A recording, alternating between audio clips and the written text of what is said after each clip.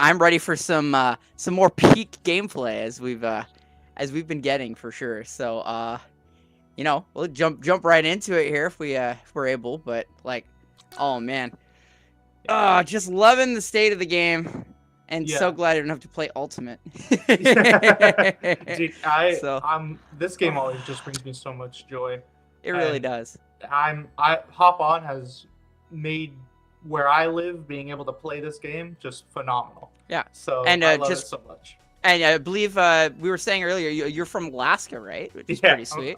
Part of that PNW people like often forget. We got our snowy neighbors here, right? So it's it's good to get you included and get you on here. So what we got started here? Mint and Cadence. Okay. Hey, good to showcase fresh talent both on the commentary desk and on the stream here. So pretty sweet. I can't say I've personally seen either of these players play on my end. Have you seen these names too much?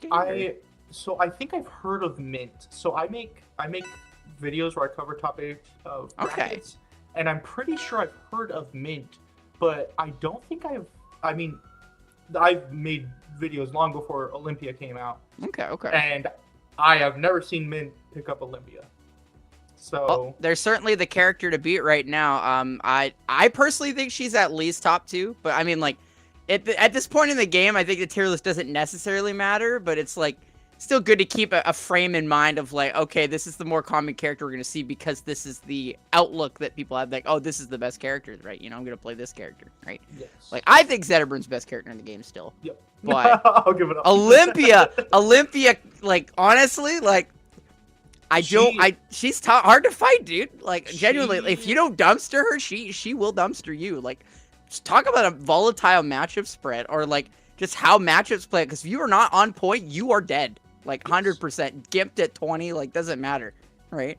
She is such an interesting character because she has the combo game of like I would say almost like a Mario, but then also has the fast fall of a fox. So she's a weird area right now, but it's a great balance though for sure too when you have a character kind of kitted out like that and like so creative, like the crystal dash, like grabbing it with side special. Like, I'd say the only thing that I would add is more interactivity from the opponent with crystal. Like, let Edalus up air the crystal. That would be so fun.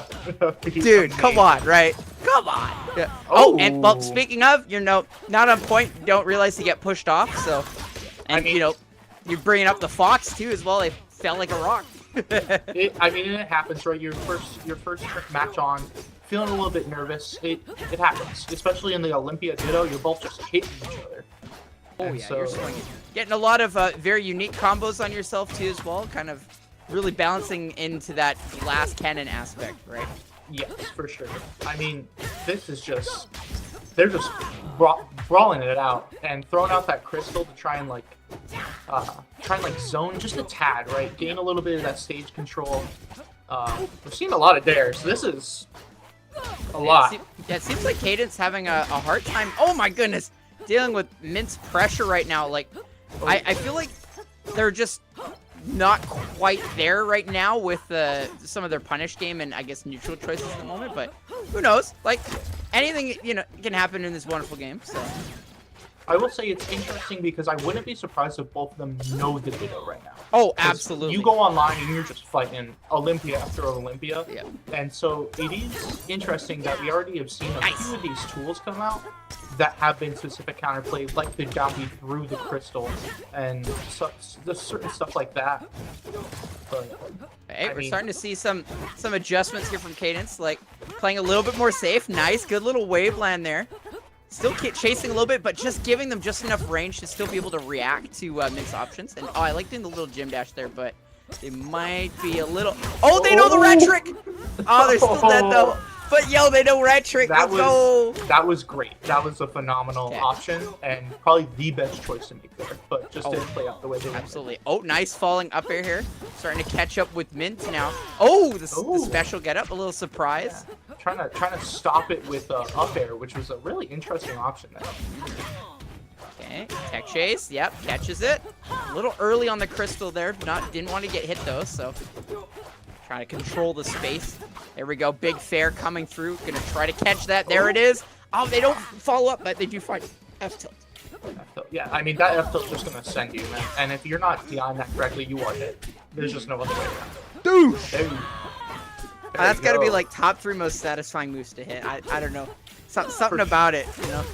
Well, it's insane because it kills, and then if you hit the right thing, it spikes, and it's just phenomenal to hit. Yeah. I like you compared to Mario earlier too, because it's very Mario Fair-esque too as well. Yeah. Like, oh man. Except the sour hitbox is actually just a second sweet spot, you know? Yeah. You should be a little bit more scared of the sour hitbox, if I'm being honest.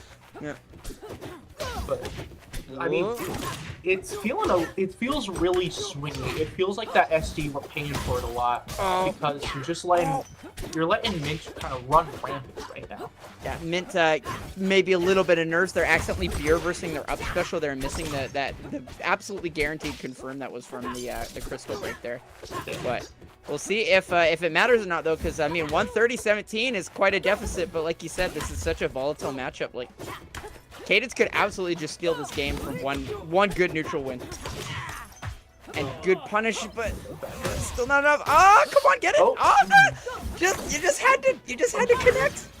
Oh my god. Oh, then that might. Oh, the armor! Wow, this is. Holy cow! No, and then they they drifted forward a little bit too much. Oh man, I'd say the key thing right now is that both of them are a little shaky on the spacing.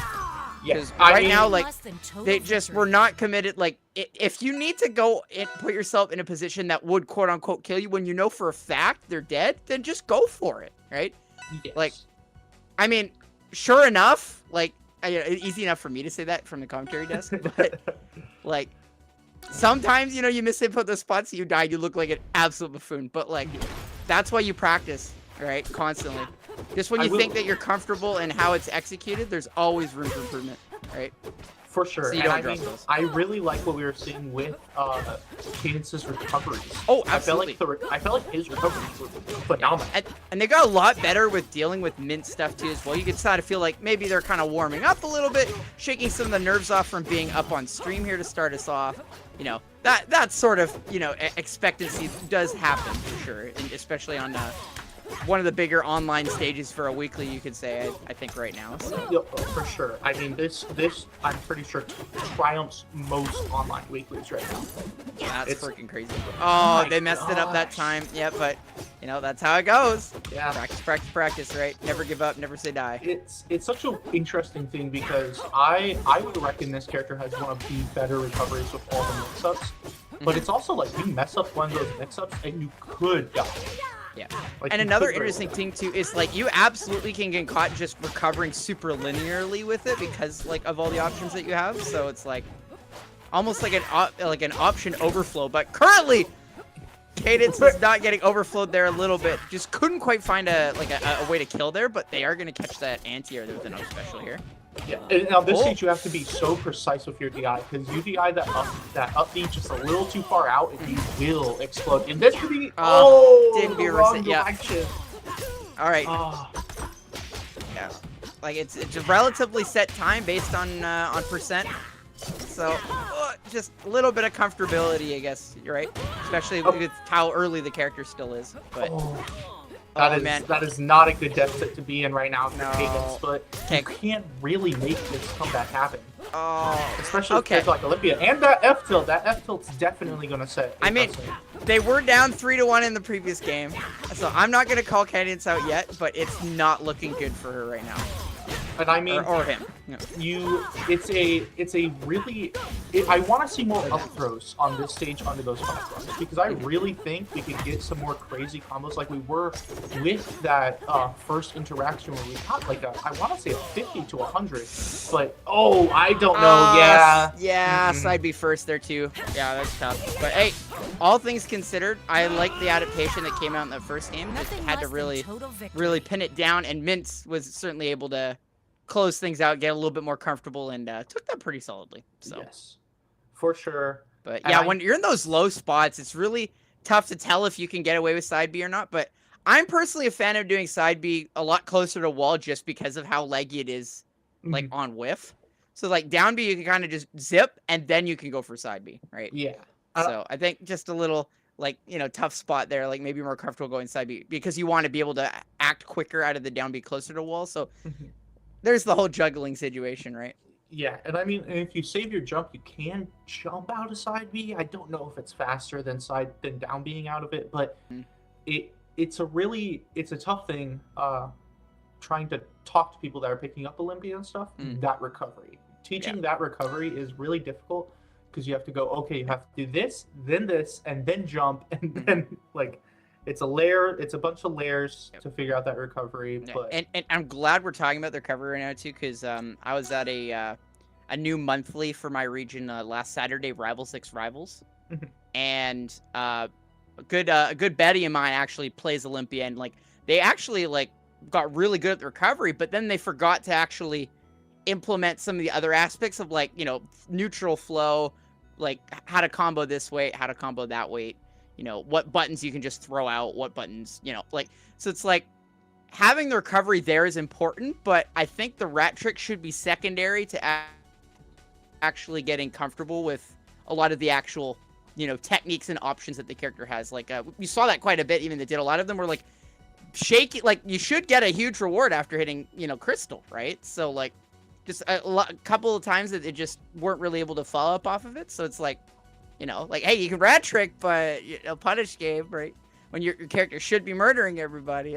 That's all I'm saying. That's all I'm saying. I mean, there were so many drop kills, and it just takes a little bit more practice, a little bit more time, and I mean, eventually I could see Cadence making some big upsets. And even still, like, you can just out neutral your opponent still. Like, Mint was certainly doing that, right? Yeah. So, but all right, so we are going to see a little shakeup on the matchups here. I've got Sasquatic and the Corn Dog Lover. Oh, base. Corn Dog Lover, yeah. I won't lie, I'm a big fan of Corn Dog. Yeah. Hey, they know what they like, and I respect that. Loxodont versus Olympia, I won't lie. I can't see this man good. I feel like there's so many matchups. You look at Lox, it's like, what does he do? But then he just does. He just like forward smashes a neutral and it's all good. Yeah. He's got one of the most cracked like defensive forward airs in the game, right? Like he's got really explosive kill power, like very comparable, and the tech is not like super like difficult, but there's the whole you're playing a heavy character in a platform fighter aspect. That can always be tricky. Right? Yes. I mean, and really good at positioning because like you're out of position even a little bit, like they're catching your tail, like or like your tusk is out of position or something, right? Yeah, I mean this character is just it's really finicky. It's really hard to overcome the disadvantages of this character. But when somebody does it, there's something special there. Yeah, they heavily reward really good fundamental neutral strength here, and currently we're seeing like nice back and forth here. Aquatic hasn't done anything like super overbearing here. They're certainly getting some good hits, but he's living to the heavyweight percent, so he's not getting scammed at like 9. Like I guess for a heavyweight you could say like 90's a scam, right? Yeah. Hey, there we go. Yeah, and that's what I was kind of referencing earlier. Is these smash attacks that Loxodon has with Magma is so insane for ledge trapping and for other situations. But Olympia, I mean, she's kind of an Oh no, it's the rock, bro. Oh, those arms are heavy. Like I was like, oh, he's sick. They know the Lox counterplay. They got the counter. They're gonna go kill them, right? It's that freaking Return of the Jedi meme. You're gonna kill them, right? They just die.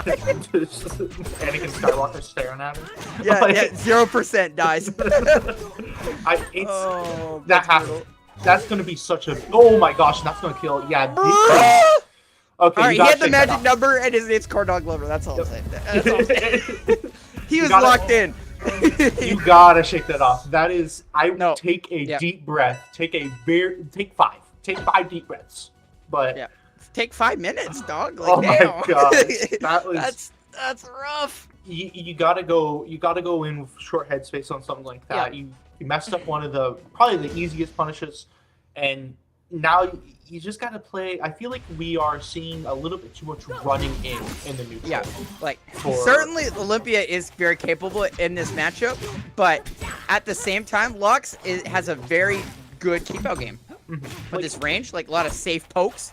So there's you just only gotta so pick your much- spots, and clearly Aquatic's good at it. Like they hit those gem dash fairs. Like, you know, I'm seeing like a little bit more comfortability with punishes compared to the earlier games. So I mean, like, certainly possible to just murder, but they don't get the ledge hog. Oh man, I they mean- absolutely needed to, I think, like reverse wave dash ledge hog there. Oh That's no. death. No way. Yeah. No. That's. No. I think it's They were looking interesting. so good, and then Loxodon just decided, nah, I'm good. I This think metal's we're heavy seeing too. The exact opposite of I Okay. already forgot their name, Cadence. I Yes. feel like this is a player who has definitely optimized a little bit of the punish game of Yeah. Olympia, but the recovery might need a little bit of work. Yeah, exactly right. But you know, you can see, you know, quite a difference in how it flows too as well. But it also goes to show just how much expression the character has, and that's a success for game design, in my opinion. Honestly, Yes. like you I should be allowed to remember- play a character exactly how you want to play it.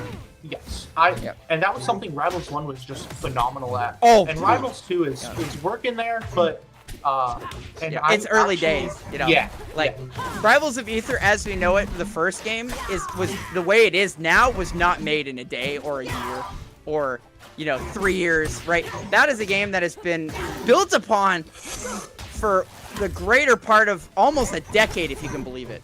Yeah. So, like- phenomenal. Yeah. Oh, fair.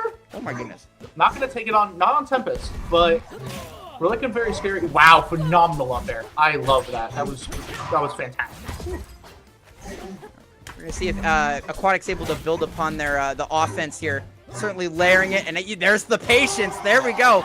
That's what we needed to see. Delaying the fastball and double jumping after and getting the forward air, catching a defensive choice option from Corndog here. But I want to Oh see my God. more of the weight on the crystal. Oh, wait. I don't need to be talking about crystals. That fair gonna hit. Oh, okay. back in- okay. yeah, just barely missing the gem dash hit there. I mean, They're you gonna gotta find be- this one. Don't care. Jumping in. You gotta be so scared of your Corndog right now because Ugh. this player has shown so many times that they're able to kill you, and it could be right now. Oh, misses the punish on the up B. I guess it's tough to, in that position to see if they were gonna go for ledge or not. So tough to say, but We're looking for. oh, catching the up B startup with your own. That's crazy. That was phenomenal. Oh my gosh. Certainly the name of the word of the day we'll say here. Certainly. Honestly, like great, like phenomenal adaptation. You know, they kept their phenomenal punish game, right? You know, like they're rocking it. It is great to see that level of adaptation in a best of 3 setting. Yes, like it's so hard to adjust from one game. At least for me personally, I feel like I get mogged, and then like game 2, like last time, I'm like, oh, now I get it. But I mean, now we're going to Go Die. I actually think Loxodon does pretty well on this stage. I do not know the common consensus on that, Yeah. but this... Yeah, I wish I paid a bit more attention to the bans though on that one, just because like it's a bit tricky. I definitely agree with you that I feel like, oh my god, Lux gets so much tech chasing from those platforms, and oh my god, gosh. quick to get him off stage too, like Oh, that back is gonna take it. corn dog Oh my gosh. coverage, baby. Dude. Man, he's got the breading all over. Yeah, this, I mean, he's cooking them right now. Like, we're seeing such level of adaptation back and forth, but it is worth noting, I believe that Corndog is the higher seed. I'm not positive. Oh my goodness. Oh my, But- yeah, it can be so scary, the jab tilt boxing options that Olympia has. Almost finding it down there. You wanted my heart. You wanted my heart. You went Yeah. for the dunk clip, and sadly you died for not getting it. But yo, you went for it. Yeah. Heart goes out to you. All right, It's 3-1, phenomenal. but this is also Olympia. But at the same time, Corndog is trying to figure out what the melting point of quartz is right now, because they're just absolutely turning on some jet fuel level heat right now. Oh my gosh. And I want to see this crystal play a bit more of a threat. right? When it's off stage. Ooh, there we go. Well, speaking of that, that's exactly what I'm talking about. Is you can force options with that crystal, and I mean maybe I just wasn't paying enough attention because that's definitely a phenomenal way. No, honestly, like you willed it into existence. Let's be real here. You're just him. It's just such a great source of pressure and. Oh, good shield drop. Yeah, can be a bit greedy to punish on platforms sometimes. Gotta be careful of that back air. It is the best air in the game. Yeah, Aquatic's keeping pace, but obviously you need a little bit more, and that's not quite enough. That not knowing right trick kind of bit them a little bit, but again, like they were playing so well even without it, right? So heart goes out to him. It sucks he missed that dare. That would have been so sick, and I would have went back and clipped it like 3 times. I will say, like Corndog won a set, Aquatic won like my heart. That was insane. I loved all the conversions, all the like attempts at just ending stocks at like 30. It was like okay. But hey, they'll be practicing some more kicks and punches and. Like Bruce Lee say, flow like water, and considering their name's Aquatic, we can certainly a possibility we could see them later. We'll see. Oh yes. But we'll definitely see Corndog later. Because I mean, it's down. Rivals is just such a great game that even in the face of something that feels probably as daunting as Olympia Logs or not, you can still kind of force your way into a situation of winning a matchup like that. Absolutely. Because like every character has like in that matchup, their very clear weakness obviously is the fact that Olympia loves to combo heavyweights. But the clear disadvantage is that, because of how tricky it is to maneuver and the fact that they're, also very comboable themselves and the fact that it can be easy for Lox to just kind of stick his, his sausage fork out, stick it out. Just pull it out and then pull you in for a grab, and then we're it's like, it's not cooking yet. Let's put it back in the fire real quick, Oh my gosh! But oh my gosh, Arcane Ditto! Oh my God, Cade, your characters, it's real. The core Arcane Ditto is real. Oh my God, this is going to be interesting. Dude, I've been playing the Rivals 2 for a decent bit. I've had friends that are in the beta. I'd go over play it at their house. I have literally never seen this Ditto. It's weird. We're gonna see a lot of weird movements. And, they have a puddle, right? Nair's crazy. But I don't know. There's not much that I can say about this. We're gonna see a lot of fair. That move, Arcanes love it in the Ditto for some reason. More bubbles than a fish tank. Yeah, we love using it. But yeah, down tilts and nairs are gonna happen. Maybe a lot of grabs. Bubbles does.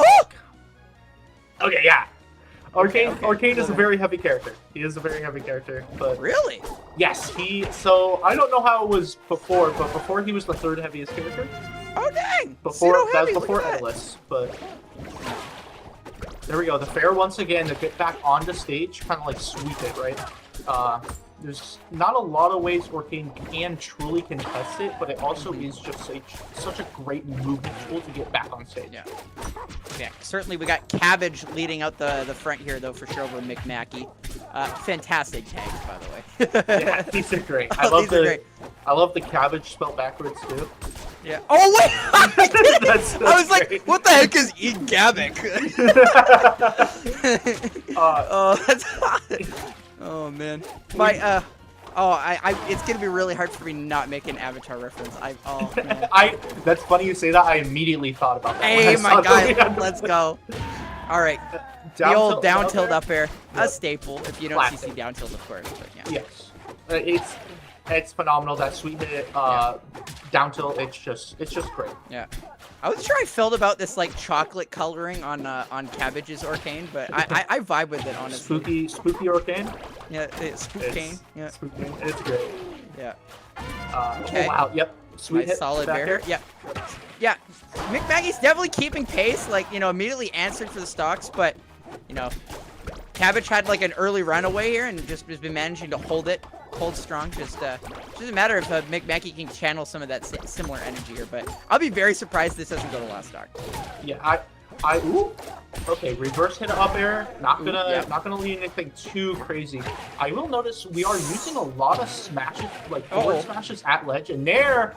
Okay, you gotta be so scared of that move. That move does it all. That move does everything you ever need. Okay, nice parry. Oh, the dash check, and then they missed the upper. Oh no. Okay, bubble fair. Up. I want to say that was supposed to be a Dacus up smash. Yeah, I can see that. Hate to see it. And then they couldn't find the up tilt after the down tilt there. Oh, man. Okay, there we go. All right. I was worried. I was like, okay, please be right about the prediction. Yeah. It's always that little worry. I will say Orcane's one of the characters that could just take it, especially against himself. You could just take it. Like this deficit don't mean a lot if you hit the correct amount of like down tilt and airs. It could stack up, but you got to get back on stage for it to stack up, and I don't think he wants you to do that. Yeah, there we go. Nice solid confirm into the back air here. Buff's doing well, and Cabbage gonna take this for 1-0. Not definitive, but solidly. So yes. It's interesting that we're seeing a lot of forward smashes. I called that out earlier, and we keep seeing the down smash at ledge I'm familiar with, but the forward smash to try and like call out after a combo for bad DI is interesting. Yeah, because you know, a lot like they know how the kind of character generally combos, and they don't want to end up getting pulled up too much. So they were actually on the ground quite a bit. So just kind of being able to cover quite a bit of that ground space there, you know, makes sense. And anytime they were in the air, they were usually flying down to the like corner or like back onto the stage. Like they're in the air and they fly pretty quick when they're set up, but you know, not usually in the air for too long. I am interested. We didn't, for like an Orcane Ditto, we didn't see a lot of grabs. We did not, yeah. Which is interesting because if you watch more of the higher level play, we see a lot more grabs. But I feel like these two are opting both for like the same playstyle of like these down tilt and nair heavy games. Speaking of nair down tilt loops. Okay, Cabbage. We see tilt. you. Quick 70 here. McMackey's just not ready out the jet here. This stage gets really interesting when you consider up. Oh my gosh, Ron! Hey, you're talking about the best smashes. They're covering that ground space. You know, the fish be sliding. He don't fly. I do wonder what the thought process was taking them here, because you. I mean, the moment the kill was a lot of smash. Probably comfortability or just wanting to have to not play neutral as much there. But I mean, I feel like Cabbage had the slight upper hand as far as punish game went, right? So you think they'd want to go to a more small stage, right? Or not small, sorry. The opposite of that, a bigger stage. I mean, this stage is so weird. The best I can think of is like a town and city, but. Oh, well, okay. Puddle. Good. Puddle. Good spot for the puddle, too. Like, jeez. Yeah. Yes, that fair. Winning to grab the uppy at the puddle. But... Yeah, and they honestly, I thought they might have wanted to turn around grab there, but they grabbed before the turnaround, actually. But I can see, I actually, you know, I see your method more there. Forward air. There we go. We finally saw a throw, too. Look at that. There it is. Yeah. Bro, you're telepathically sending it to your brethren. Well, it's just interesting because I do wonder if it is like them playing the Ditto and they prefer not to grab as much in the Ditto, or if this is how they actually play. Which I mean, this is how I wish Orcane was played at top level. I like this version of Orcane a lot more. Yeah, just swinging. Just nair. Just keep nairing. It's gonna work out. Just keep nairing. Just keep nairing. Just keep nairing. The tune of finding Nemo's Dory song. gonna cancel the okay, yep. That's just a really sticky situation. There wasn't a lot you could do once you missed that tag. Oh, that had to be a misinput side B, and that's gonna be a large punish here. Ooh, going to punish possibly a nair out of disadvantage with parry, but not getting it. Looking to style just a little bit from Cabbage. Oh, I was wondering. Yeah, I was like, yeah, they actually don't have a bow right now, but no, they managed to make it back still. McMackey doing what they can to kind of, I guess, claw? Question mark? Claw their way back. So, Yeah, hey, there we go. That'll do it. Yep. Smash, go bird. Okay, we are on like Cheeserville stage right now. We absolutely could see a little bit of a momentum shift with a few nairs, but or even a few up tilts here. Certainly starting to squeeze in here. Oh, bubble butt! I missed the tech, but I think even with tech, like, there's a chance Cabbage reacted to it too. So like, it wasn't ready to parry the bubble bet or anticipated that recovery option coming out. So Cabbage is gonna take that solidly 2-0. Yeah, such a slippery little guy. He's gonna get it right then and there. Yeah, we need a skin that just has him like super drippy and just butter. He's butter. He's sliding around, you know. Oh, I love that. Yeah, man. There's a lot of potential for like good customs for Arcane 2 in general. Like, I felt like with the color palette system in 1, he was like so limited, you know? Like it felt like it's like, okay, here is 2 colors. Good luck. It genuinely is. It's 2 colors, and it's everyone else has like 20. I've got my alignment very obvious here, but like I'm happy to see the water dog get some love, you know. So he's the Ditto's just such a weird match. And it is weird. It's different for sure. I can't tell you why they use fair. I don't know why everyone does that. Even I do it. I don't know why we do it. Mm-hmm. But I mean, if you're using fair, it's usually as a second back here. Whoa. It's oh my gosh, I love it. We will be hopping to Mustard versus Dia. Nice word choice. Yep. I will definitely make sure I don't make too many mustard on the beat jokes. I mean, you know, I said that last week. I'm sure someone else said it the week before. Yeah, it's, you know, that's the culture right now. A banger comes out from Mustard himself, and Kendrick just brings down the bars, you know. So I'm happy. I'm happy to see that like composers get what they deserve, though. Honestly, yes. I mean, I love that. That's a meme. Like Kendrick's like, please be a meme, and then it is, and it's like, you deserve this, bro. I got you. I mean, he was at the Super Bowl. Yeah, that's so awesome. We're giving it out. Like, come on, how can you not like him for that? That's so cool. Yep. I love learning about composers, because there was he made Happy and made a Lego movie. Oh my gosh. What? His name is he's him. E. He starts with an E. Oh. I can't think it'll of come it. to you. It'll come to me. It'll be like an hour later. He'll be like, oh! I won't even be casting. I won't even be casting. I'll just think about it. But you're just lying in bed, and it's like, no. Was it an M after the no? Honestly, like it happens to me all the time. Like, jeez. I've been doing it ever since I started playing Smash Ultimate. My least favorite is when you're laying in bed and you go, I wonder if that combo would work. Dude. You get up and you're like, all right. That's the most like fighter player brain ever, though. It's like, you've completely caught me here, because I was literally thinking about like, oh, maybe I could set up these edge guards better while I'm driving home, like just standard traffic, right? Like, oh man. Yeah, I will. You can't not, like, you know, it's like, and that's training in of itself too. Not a lot of people don't think about shadow boxing, but like it's very much a useful tool, because, you know, if you're thinking about it, then you're, you know, setting yourself up to start applying it, and then when it's instinctual, that's when you see if it actually works, right? So. Yep. Well, and I remember I played baseball in high school. Like, I played baseball for like 12 years of my life. Nice. And you don't think about like hitting the home run. You're thinking about how your body's moving when you're hitting the home run. Mm-hmm. And so that's how you I think the best way to approach the idea of combos is to think about it as if you're doing the combo and what you need to do for the combo.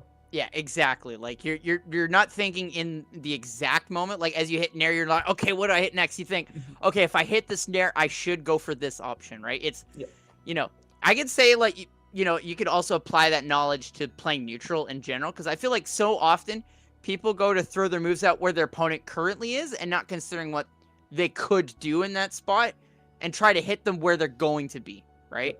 Like, easy. I know it's hard to not bring up Smash Brothers when you know when it's the plat fighter, but like a great example I like to use for Smash is like a very common thing for people to do in Ultimate on the platform is jump out of shield, right? Yep. Because there's no shield drop, like, you know, you don't really have anywhere to go, and jump is just such a safe option. So like a lot of players, like myself included, like if you see that they jump out of shield every time and they don't wait, jump, like double jump where they're going to be out of shield, right? Like you catch them in that spot and it can do wonders. Before you know it, you're hitting every clip under the sun because that was the one piece you needed, right? It's like it's like all of a sudden you start double jumping and daring, and it's like, oh, interesting. Now you're back on the ground. Get down exactly. There. Yeah. I jump down. How does it work? How do I keep doing it? But it's good to learn how to adapt to what people normally do and what your opponent's doing, and just stuff like that. It definitely can push people to greater heights, right? Oh, exactly. I love that we're both able to just exposition Sage dump while we're getting this set up here. So, So, Mustard, I think it was AFK, probably had to get some water. I mean, you guys stay hydrated, right? So. Yep. I mean, and it looks like we're playing Loxodont Fleet, which. Oh boy. Yeah. Yeah. Ooh, that's a matchup. Yeah. This is, and both wearing cool skins. I like both. Oh, I think it's a stage pick. It's fine. It's fine. Oh, okay. Or they're not. Or they're not in tournament mode. I believe that's. Oh, they are not in tournament mode. I can see it right there. Yep. Loxodont Fleet. Interesting. Yeah, it's certainly not Fleet. It's certainly not Fleet Crag. Oh boy. Yeah, I mean, and this is going to be interesting because you have, I think, the character of possibly the worst recovery right now against the character I think up there for some of the best edge guarding. Okay. Jules Veil. I'm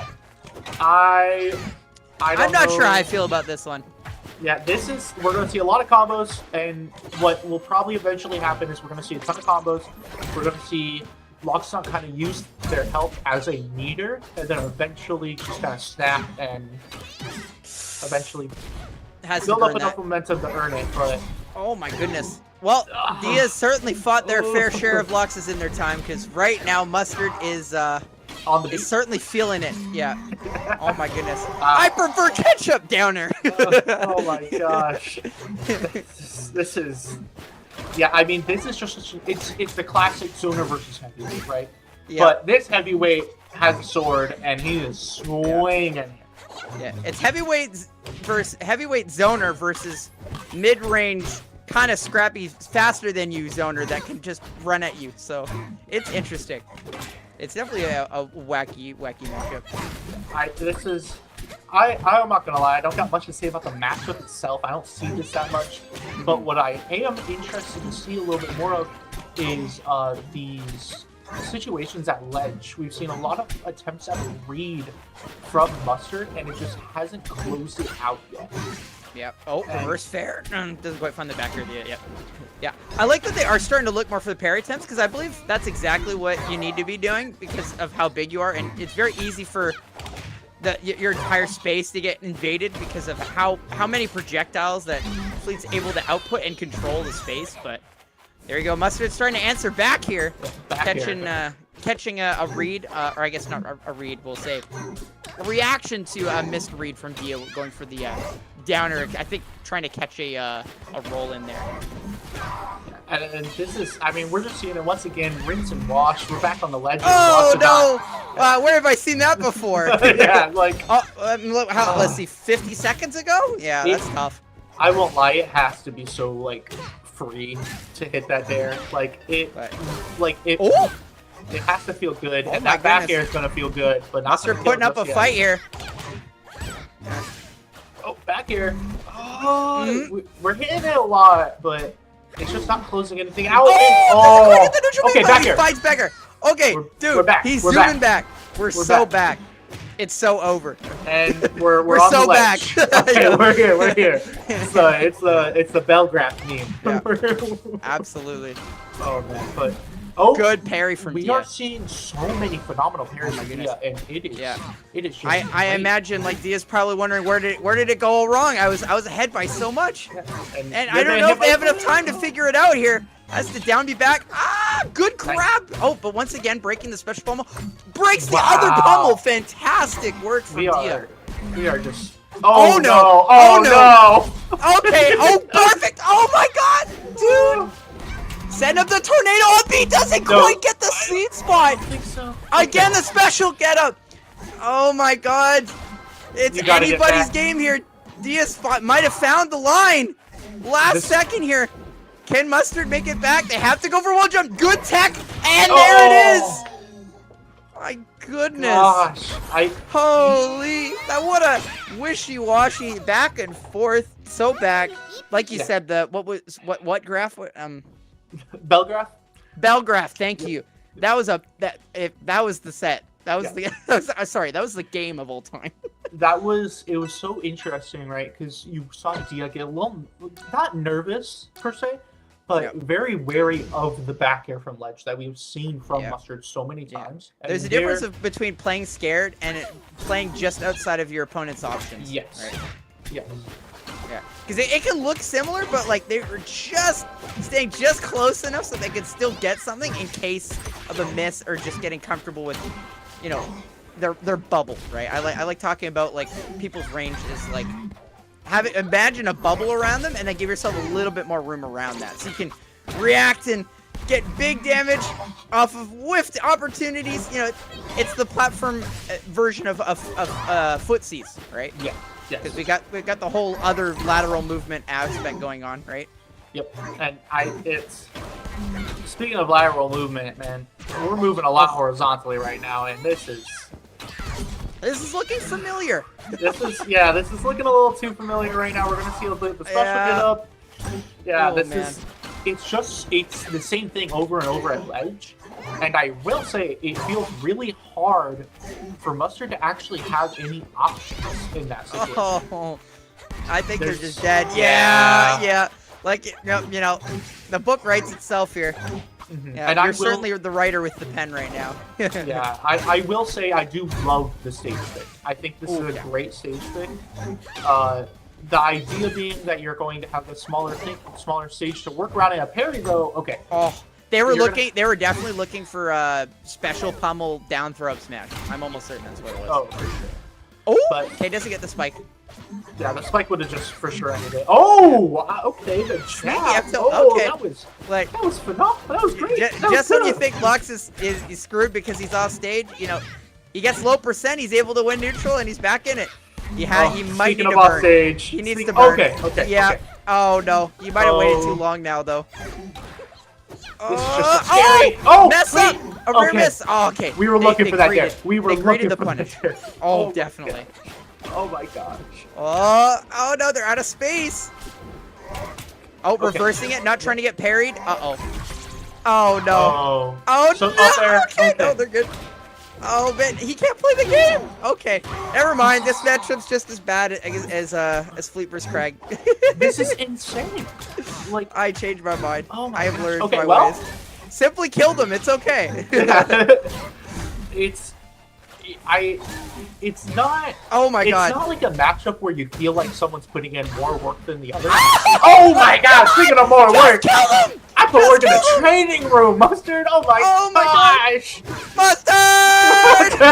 Yes. It's deserved. Oh my god! He's still going. Dude, he almost killed right there.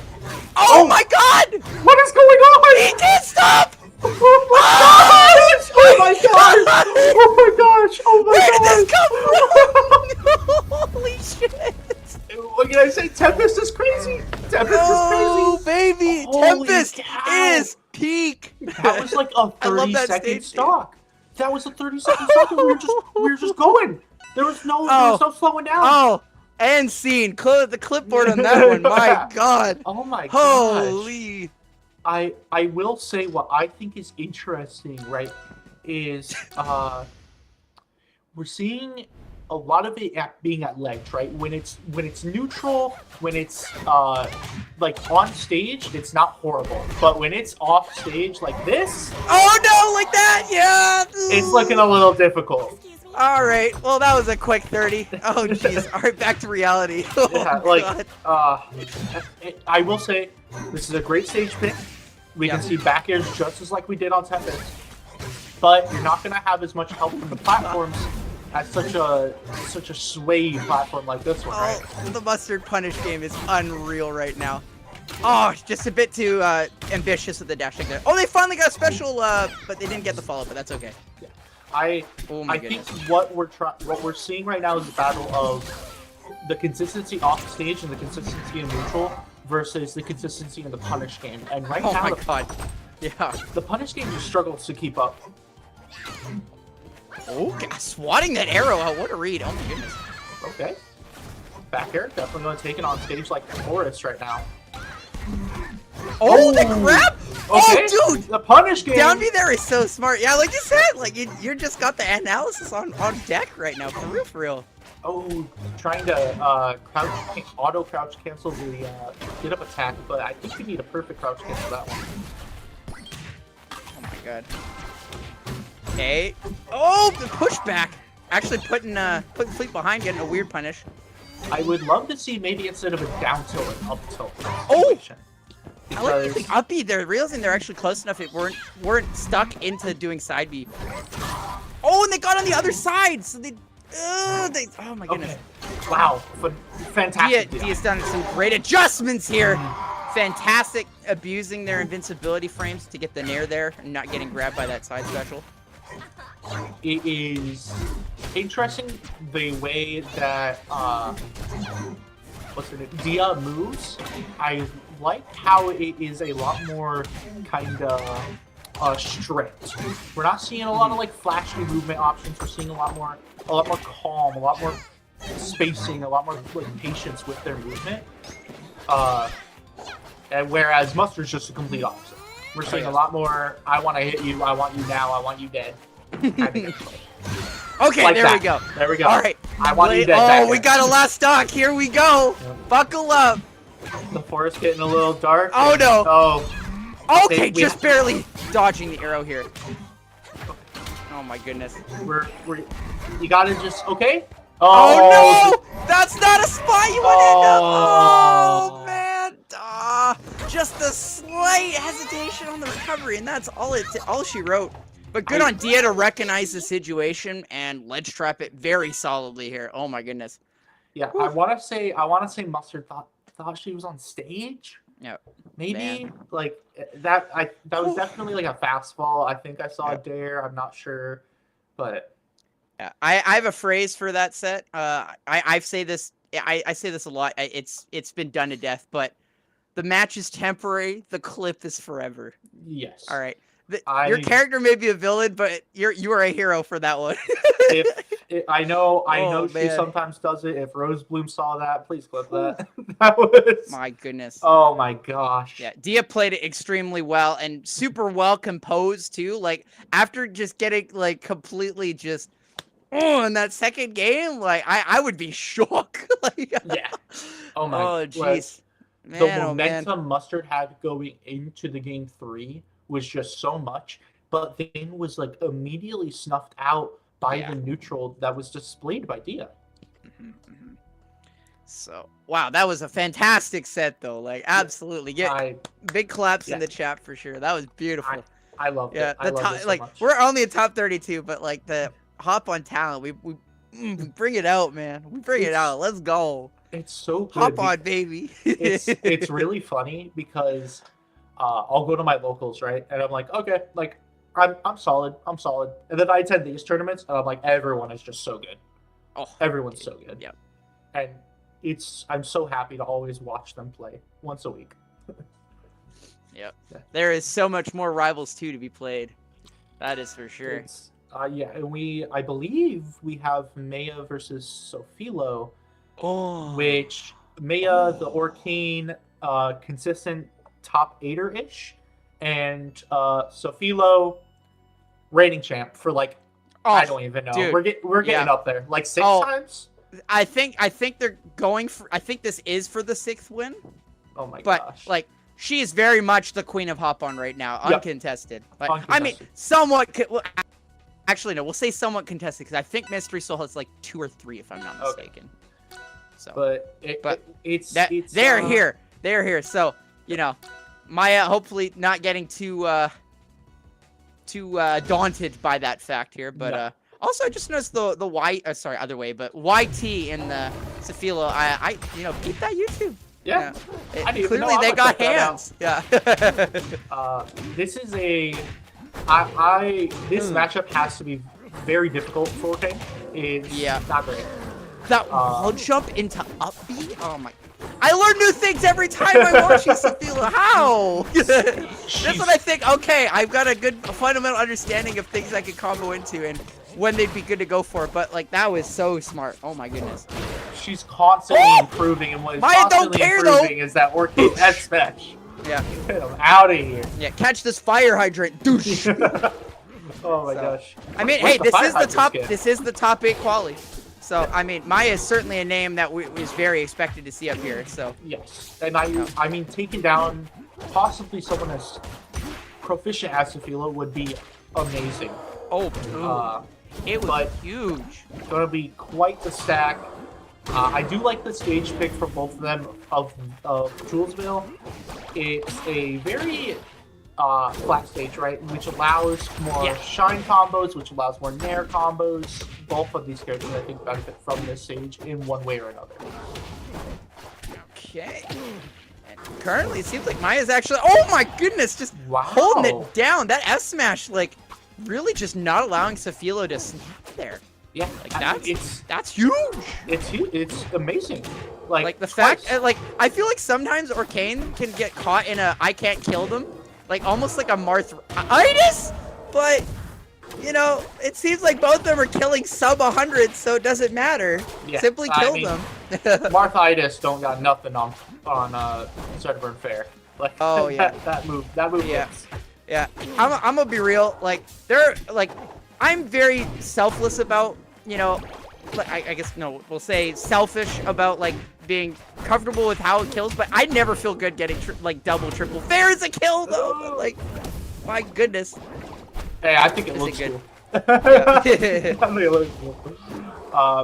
What is looking a little tight and cool right now is... Safilo. Yep, that's exactly what I'm talking about. We're looking... Yeah. I won't even lie. I don't know where the second stock went, and I was no analysis, only hands. Yeah, like I saw the fair hit. I don't know where anything else went. We'll have to lock in ourselves here. Yeah, like, that's on me. What the heck? Yeah. So like it was very back and forth. Like you know, from what I could recognize from that, like seemed like they were able to hold it down, but like Safilo got that X factor. Yeah, you know? This is a player that just knows how to lock in time and time again, and it adapts as well, right? You face so many challenges, Safilo. We saw so many top representations of the PW scene. Oh my God, Maya! The setup with that side special. But now you're in between a Zedburn and a hard place, but you managed to make it back. So yeah, we're seeing quite a lot of. Yeah, there's that side special again. I love the idea behind that. That's so cool because like it doesn't actually have a lot of end lag, so you can kind of use this like an air dash. Yeah, well, especially on the puddle, right? Because on the puddle it gets powered up. It acts as if you hit them already when you land, so it's not that much risk. Yeah. Zedburn opening up Zedburn opening up the SpongeBob jellyfish net here. All reliable bear F smash. Bear F smash. Yeah. anything up smash. It's gonna work. Yeah. They are so fast paced. They are so fast paced. Oh my God, Safilo! My bad. No, it's fine. What is going on? What is going on right now? No puddle. What is going on? Oh my God, they caught the bubble butt too. You can't recover from that. All right, I'm already using it. That spike was fire. Oh my goodness. This is looking even like rough and rough and rough as time goes on. Safilo's just so fast with punishing, so talented in the neutral stage. Like this is just. And there's the side spike. No! That was it. That's a 2-0. That's it. That's it. GG, shake my hand. That's phenomenal. What are we doing? Oh my what are we talking about right now? Oh my god. No, you didn't. Oh my. Like. Oh. I don't see shine spikes enough. I don't see shine spikes enough. Oh my god. Maya is a very talented player, and she proved it in that game 1 and sometimes in that game 2. But Safilo, dude, like, she's on another level. She's different. She is different. I need to know what performance enhancing drug she's taking. No particular reason. No. I'm not. Yeah. Can I have some? I need a hit. Ow! I need it bad, dude. The spikes, the shine spike. Oh my gosh! Like, I know some people are probably writing that off. That was insane. Most people don't die from that in this game because but it was low enough. It was perfect. Yep. It was just lined up.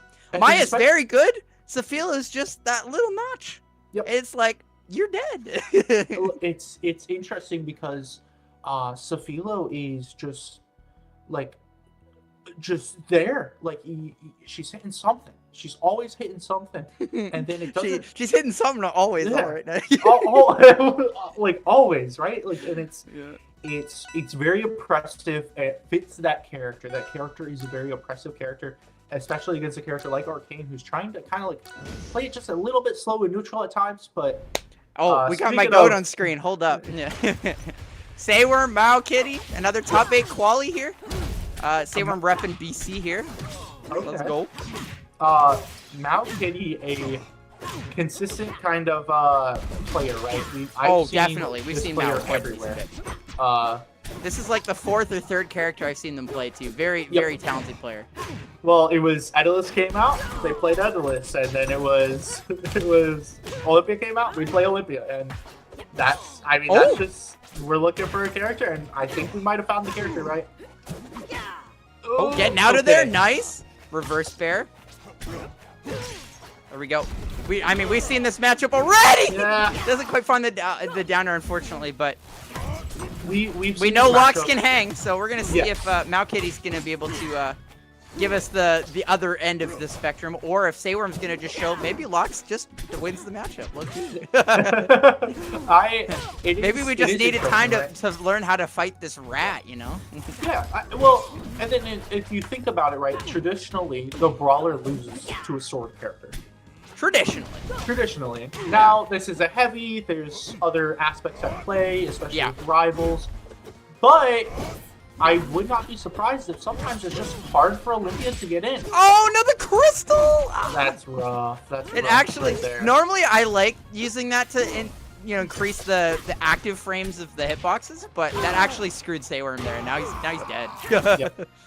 Especially you gotta get your kill confirms against Olympia, because you mess up a kill confirm, high chance Olympia is not messing up that next kill option.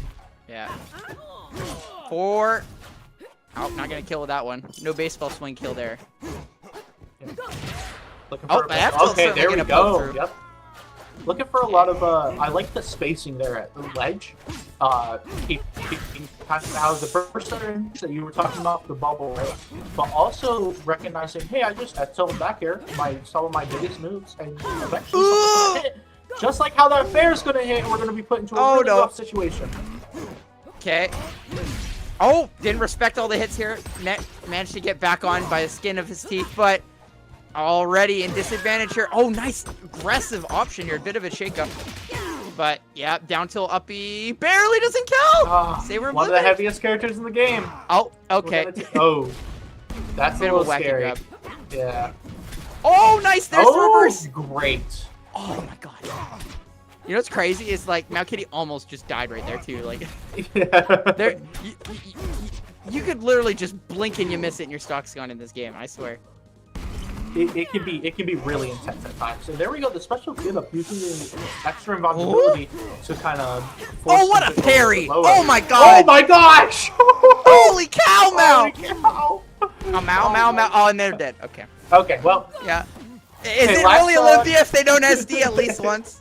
Right. They have to do it at least one time. Oh man. Like, come on now. Yeah, I can see why Elkis doesn't play this character. Sorry, I didn't mean to throw shit at Elkis. They're so good, but it's so funny. Like anytime I think of SDs, oh my god. Oh, okay. Not gonna kill. Okay, no, my bad. That's on me. Oh my god, we got a shield break kill on stream. That's so beautiful. Yeah, oh it's a very light character. Not the lightest in the game, but I wouldn't be surprised if we're like second or third lightest in the game. Elkis don't kill me, I'm sorry. It's just like so good, and then they decide they don't need the stock, and then they win anyways. It's like, oh my god. Dude, it's hard because I'm a big Elkis fan, and I'll just be watching it and I'm like, well, alright. that's it. Totally fine. Elkis got these anyways. Once again, we are seeing Olympia go to this stage. Murder. Oh, you know what?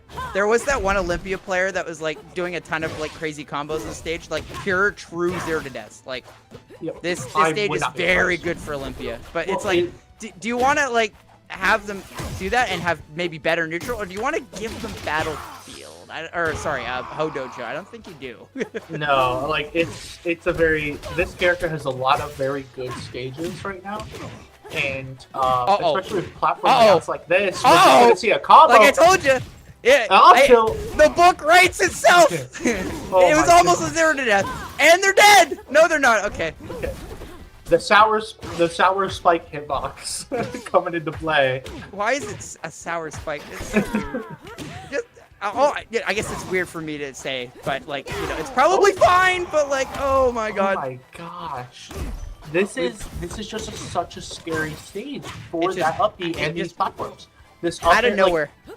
Like, the lateral combo game is intense with Olympia, and this stage just proves it. Hey.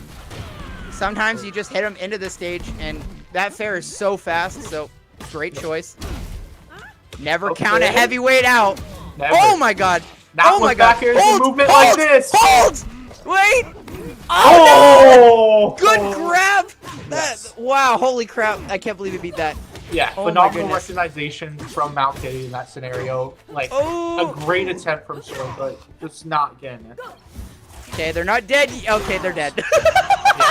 Mount Kitty not dropping those. Alright. Alright, we're going 1-1. Alright.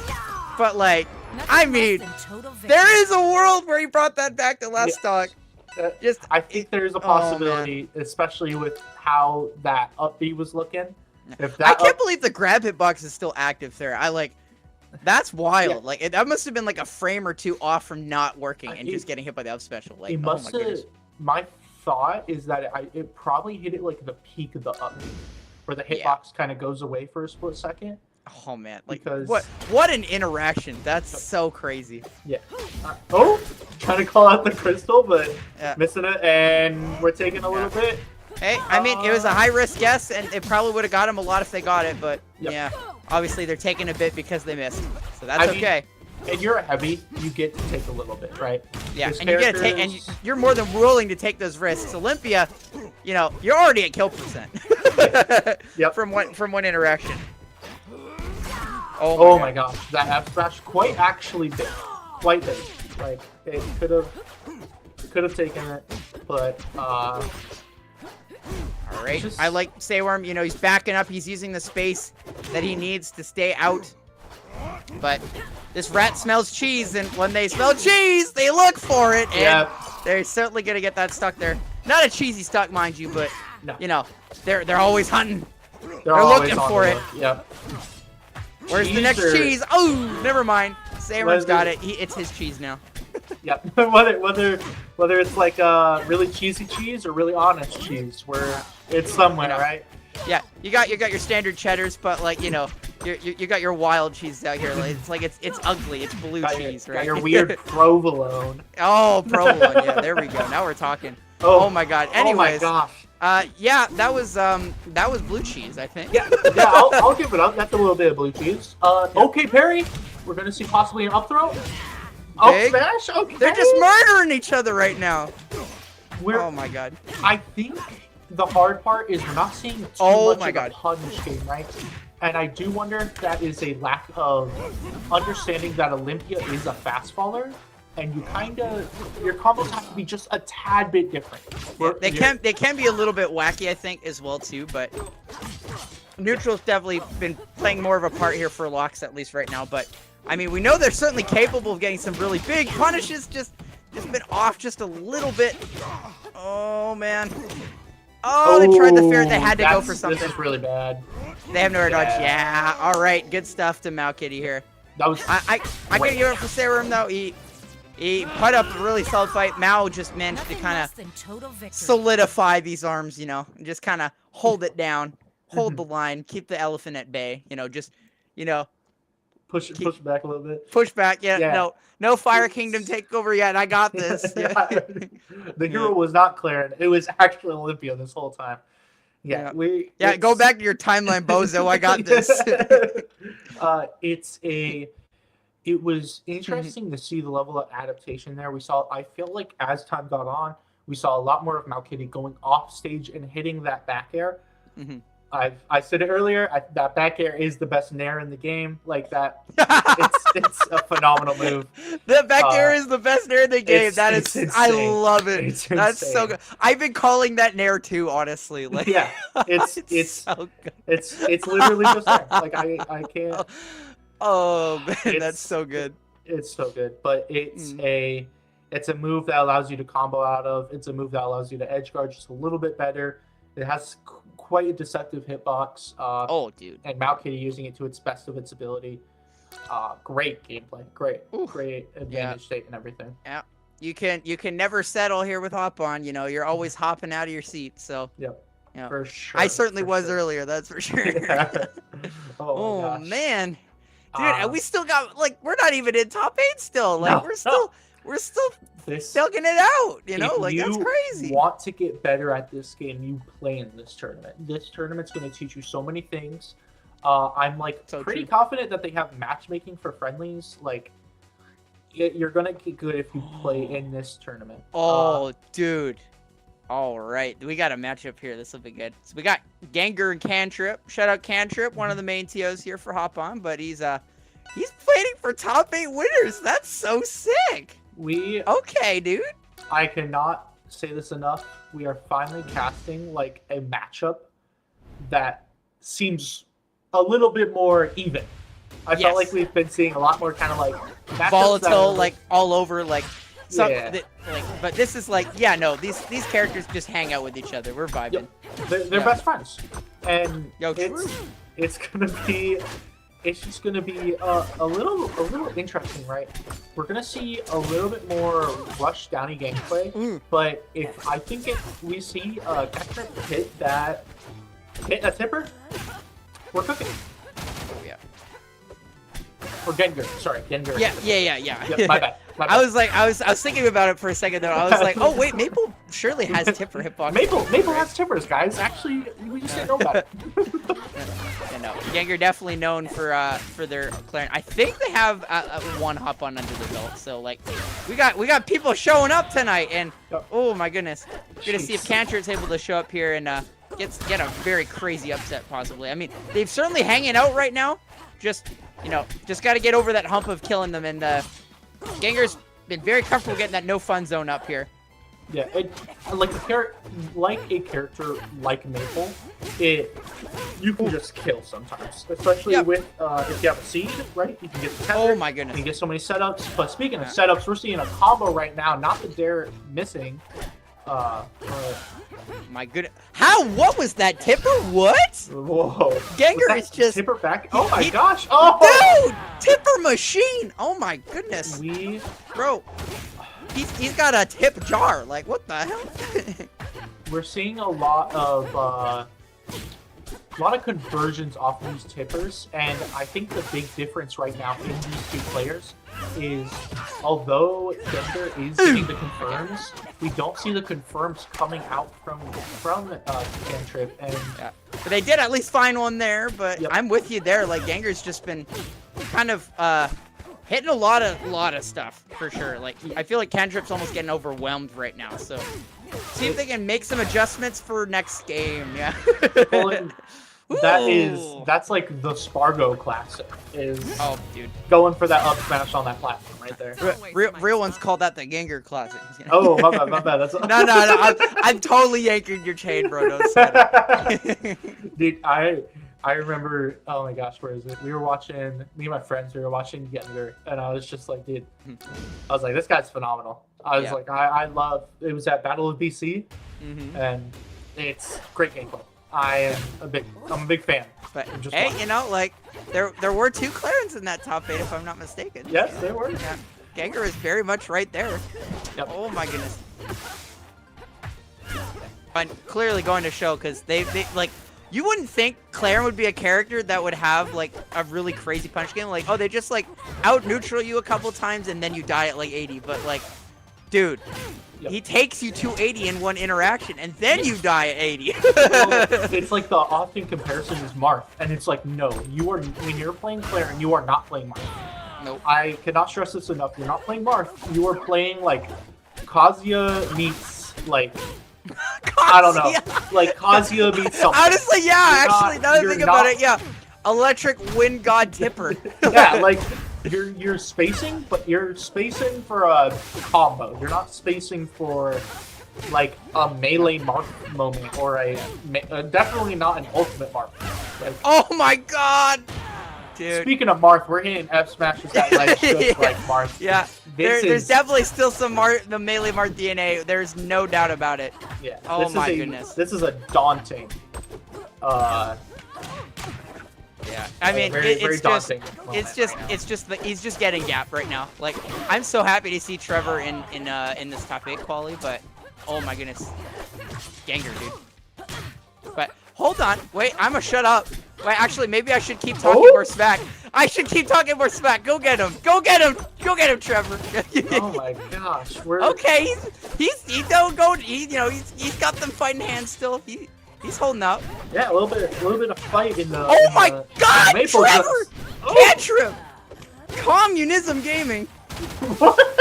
We're going in, man. Oh my. Oh my God! So is Gengar. He's like, yo, no, hold on. This is my combo video. What's happening? we're pushing it a little. Oh.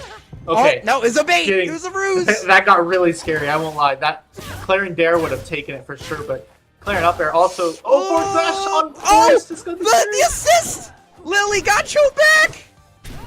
Go, Lily, go! Oh, go, Lily, go! Yes, that'll do it. That'll do it.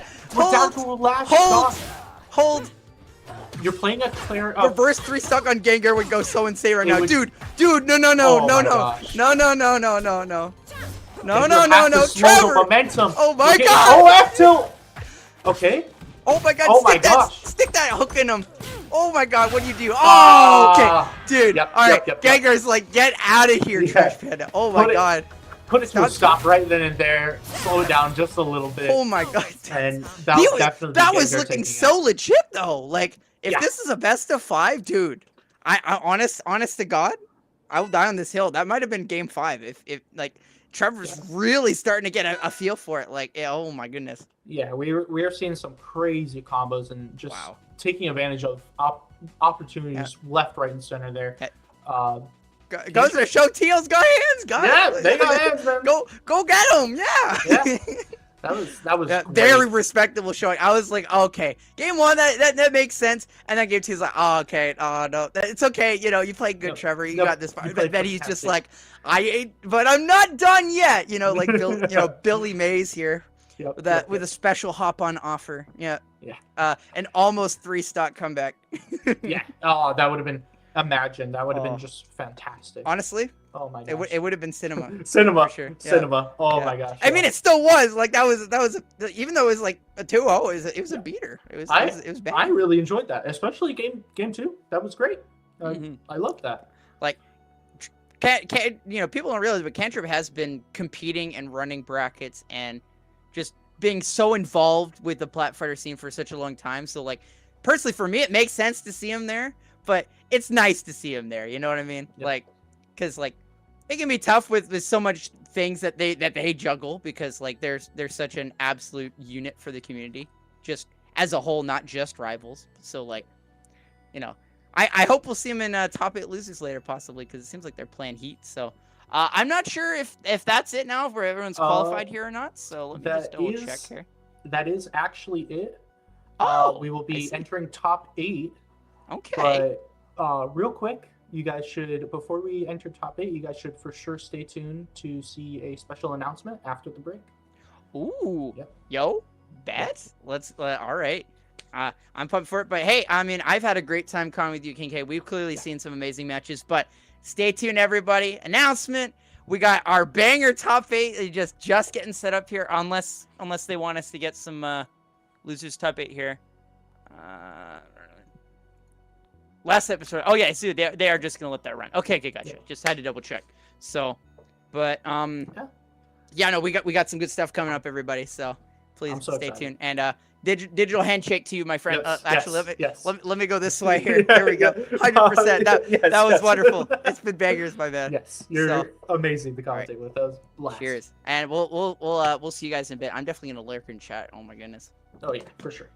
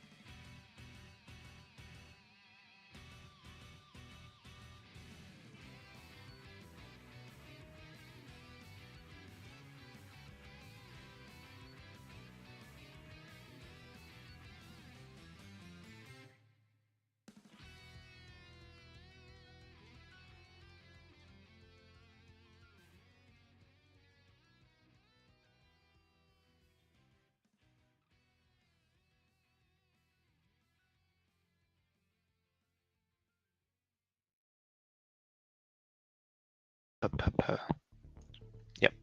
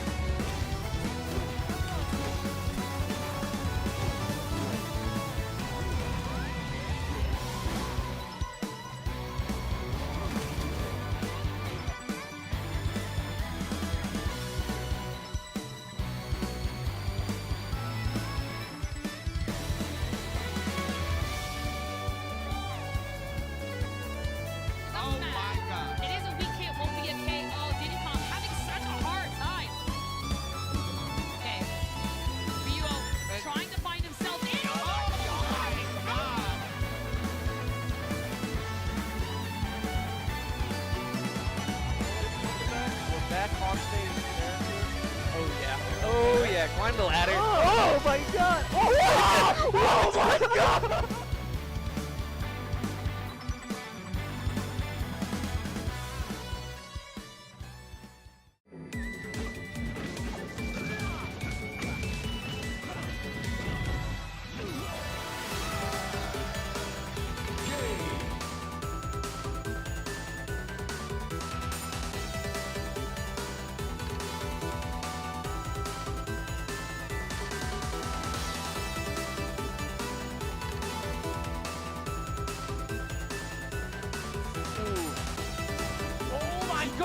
That's what I'm saying!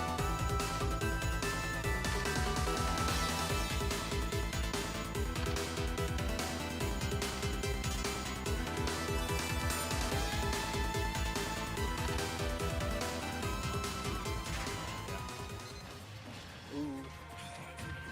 Whiffing these down smashes is getting him punished really hard.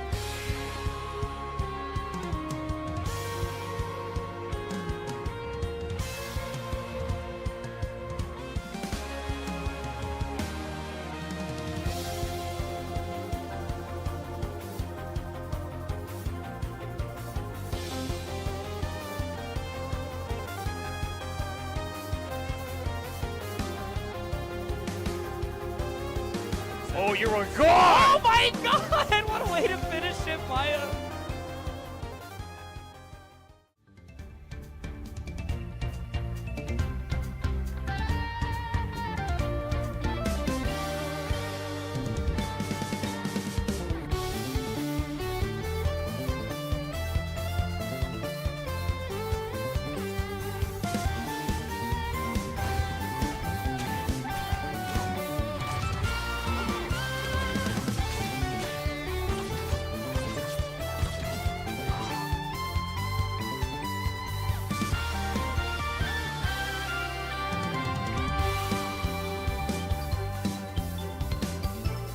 Oh my god, good! Jeez Louise.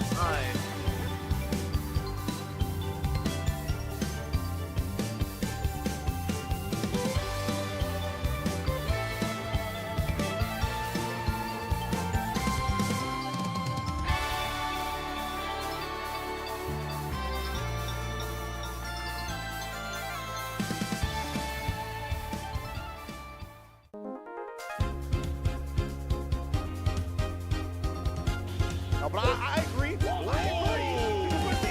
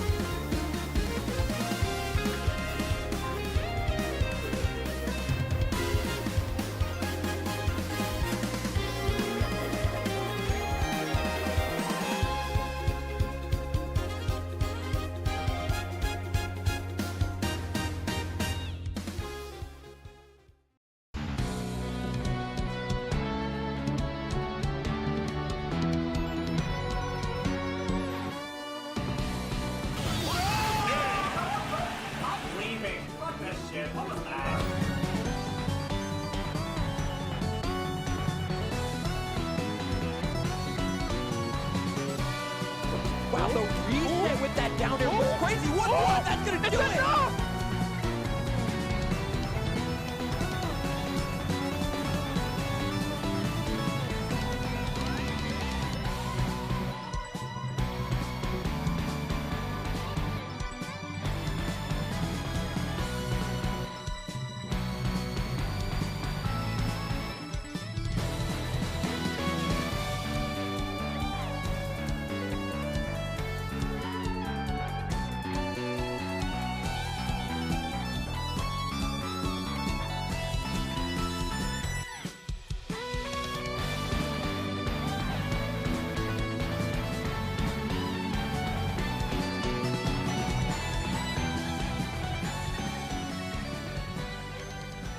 Laser, all right. Throws that top off.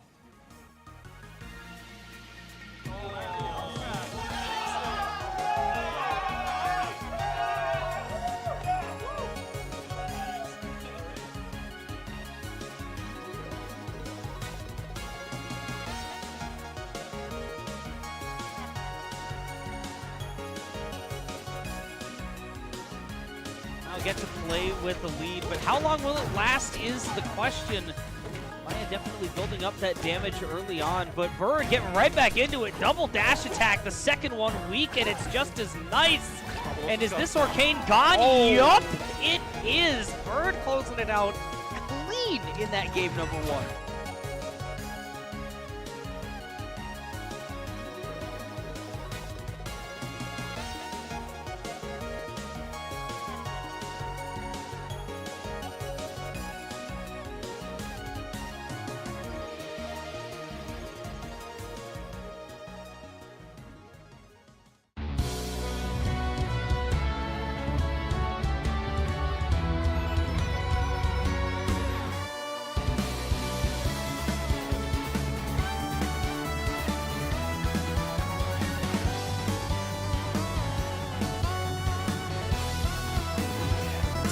So good.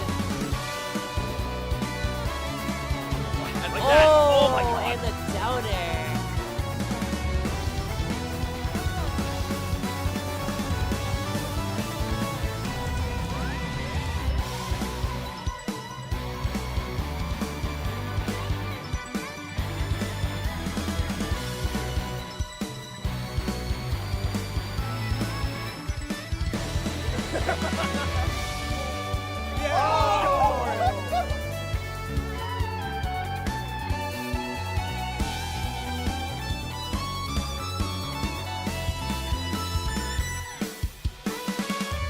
Very shot to be sure, but let's see if it's gonna end up working out. It's over, but oh my goodness!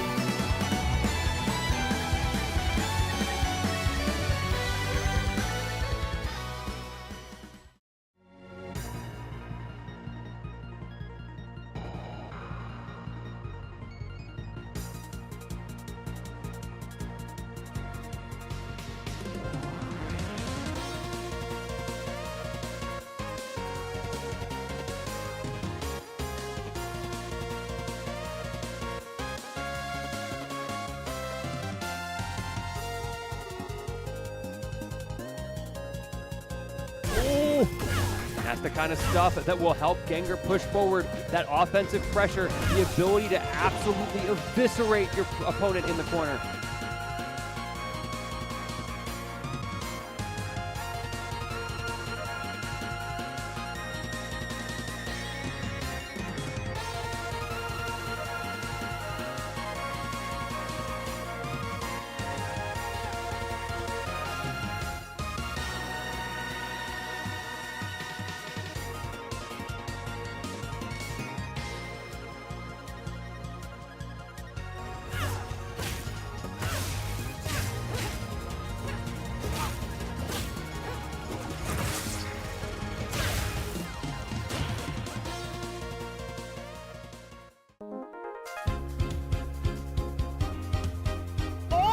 That was huge. Is this gonna be it? Oh, and that's the set!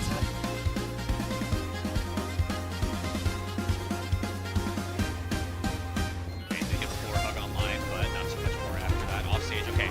This is what I was wondering the mix-up was going to be, right? Mystery Soul's been doing that drop down into mode. Oh my god! Oh my god! What?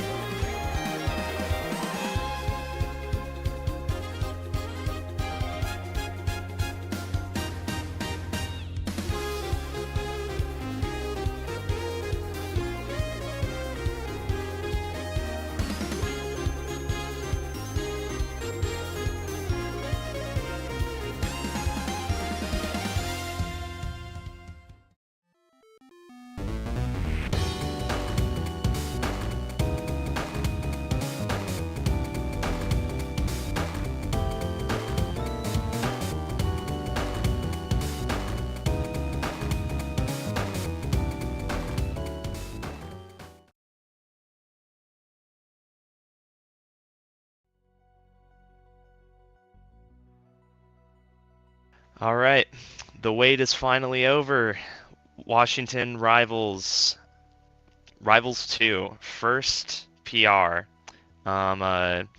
These first few months have been a treat to see everyone just come through and come to tournaments, and like we wanted to emphasize with the combo video just showing all of the talent from all the different games, and that was Kenneth's idea. Shout out to Rekeepit for putting a lot of this together.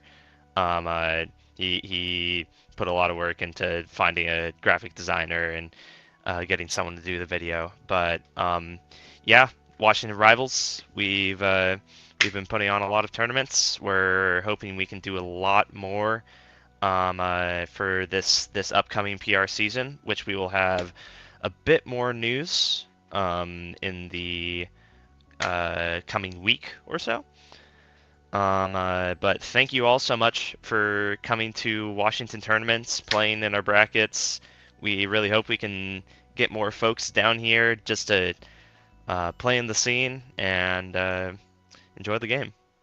So with that said, let's head on to this top 8 for Hop On number 12.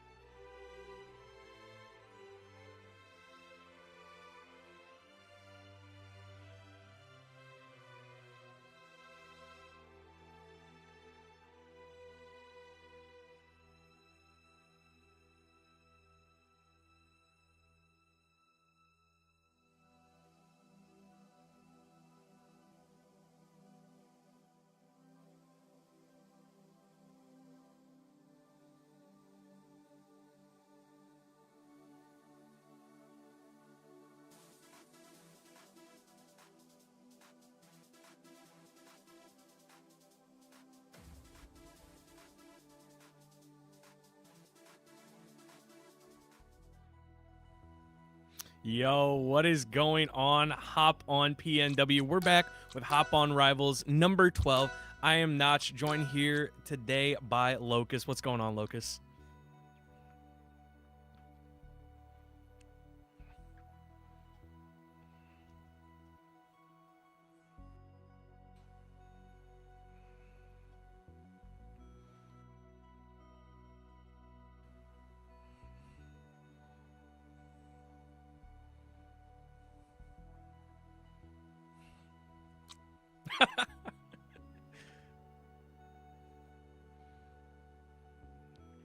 Yeah, shout out, I know they already said, but shout out to Recupid. I've known Recupid a long time, playing HDR and whatnot. Sounds like a lot of work went through it from him and a lot of other people. But like you said, we got a lot of familiar faces coming into this bracket tonight. Yourself, like you said, making a little guest appearance in the video. We peeped. So we should be getting into it with Sofilo and Mo Kitty already starting. It looks like that's queued up. Ganger and Kib on the other side of winter semifinals. And then in the losers top 8, we got Mustard and Saika, and then the others, they're still duking it out to make top 8 on the other side, so it'll catch up while we're commentating, so we're good. Absolutely. A lot of high-octane matches going to be happening tonight, even just looking at the names that have made it into top 8 so far. These are a lot of players who are very good at taking stocks very quickly. So I'm excited to see all of these matches. Saika, a name that I don't know if I've seen in a Hop on Rivals top 8, but a really, really good Maple player from UBC. Have played against him quite a bit, so cool to see him in top 8. And then, yeah, looks like all the winner semis are pretty mainstay for these top 8s. Yeah, I think Sofilo's been on a little bit of a win streak here, so you know, there's the storyline going into that of if anybody can dethrone that Zedder burn, but it's always looking Fuego when it's on the screen. Yeah, you think that you can you know, sometimes you go into a matchup like that and you're like, okay, it's just a Zetter. You know, we've played against Zetter this many times. You know, we know how to deal with Zetter. And then you see how Sofilo is moving around. You see the punishes, and it's like, this isn't an ordinary Zetter. Yeah, not at all. I remember it's been maybe a month since the last time I casted a hop on. First time I ever got to see Sofilo play, actually, and so my reactions were genuine in real time, and it was something. I'll tell you that much. It was something to behold. But Absolutely. Mo Kitty on the Olympia? Let's go. I'm excited. I love this character. I think this character is such a welcome addition to the cast. You know, has some weaknesses in that she's a little bit stubby, but such good buttons, such good movement. One of the only characters that can actually keep up with Zetter in that movement department. So we're going to see how that pans out here for Mo Kitty on this new character. Yeah, and it's sort of a double-edged sword, right? Because it's like people who are picking up Olympia might be a little unfamiliar, but your opponent might also be unfamiliar to the matchup. And we're, like you were saying, high octane, we are swinging out the gate. Frame one, that's insane. And also, both of these characters, you know, they get comboed really hard because of how fast they fall. So both of them, their combos on each other are just going to be insane. We're already seeing that. Both these players getting such heavy punishes. Mo Kitty not being able to take Sofilo too long off stage. Probably getting just 1 or 2 hits, and Sofilo's recovery is really clean, but this combo. I like the guess on that up smash on the platform tech chase, covering the rest of the gem, you know, sort of getting a feel, but doesn't quite get the read, but picks up the first stock so far. Mo Kitty at an early...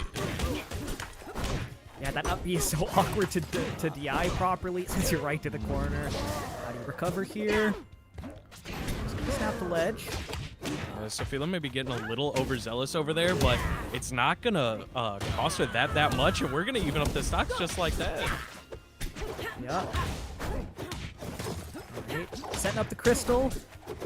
Kind of have the back to the crystal. I like that. You can kind of protect it that way.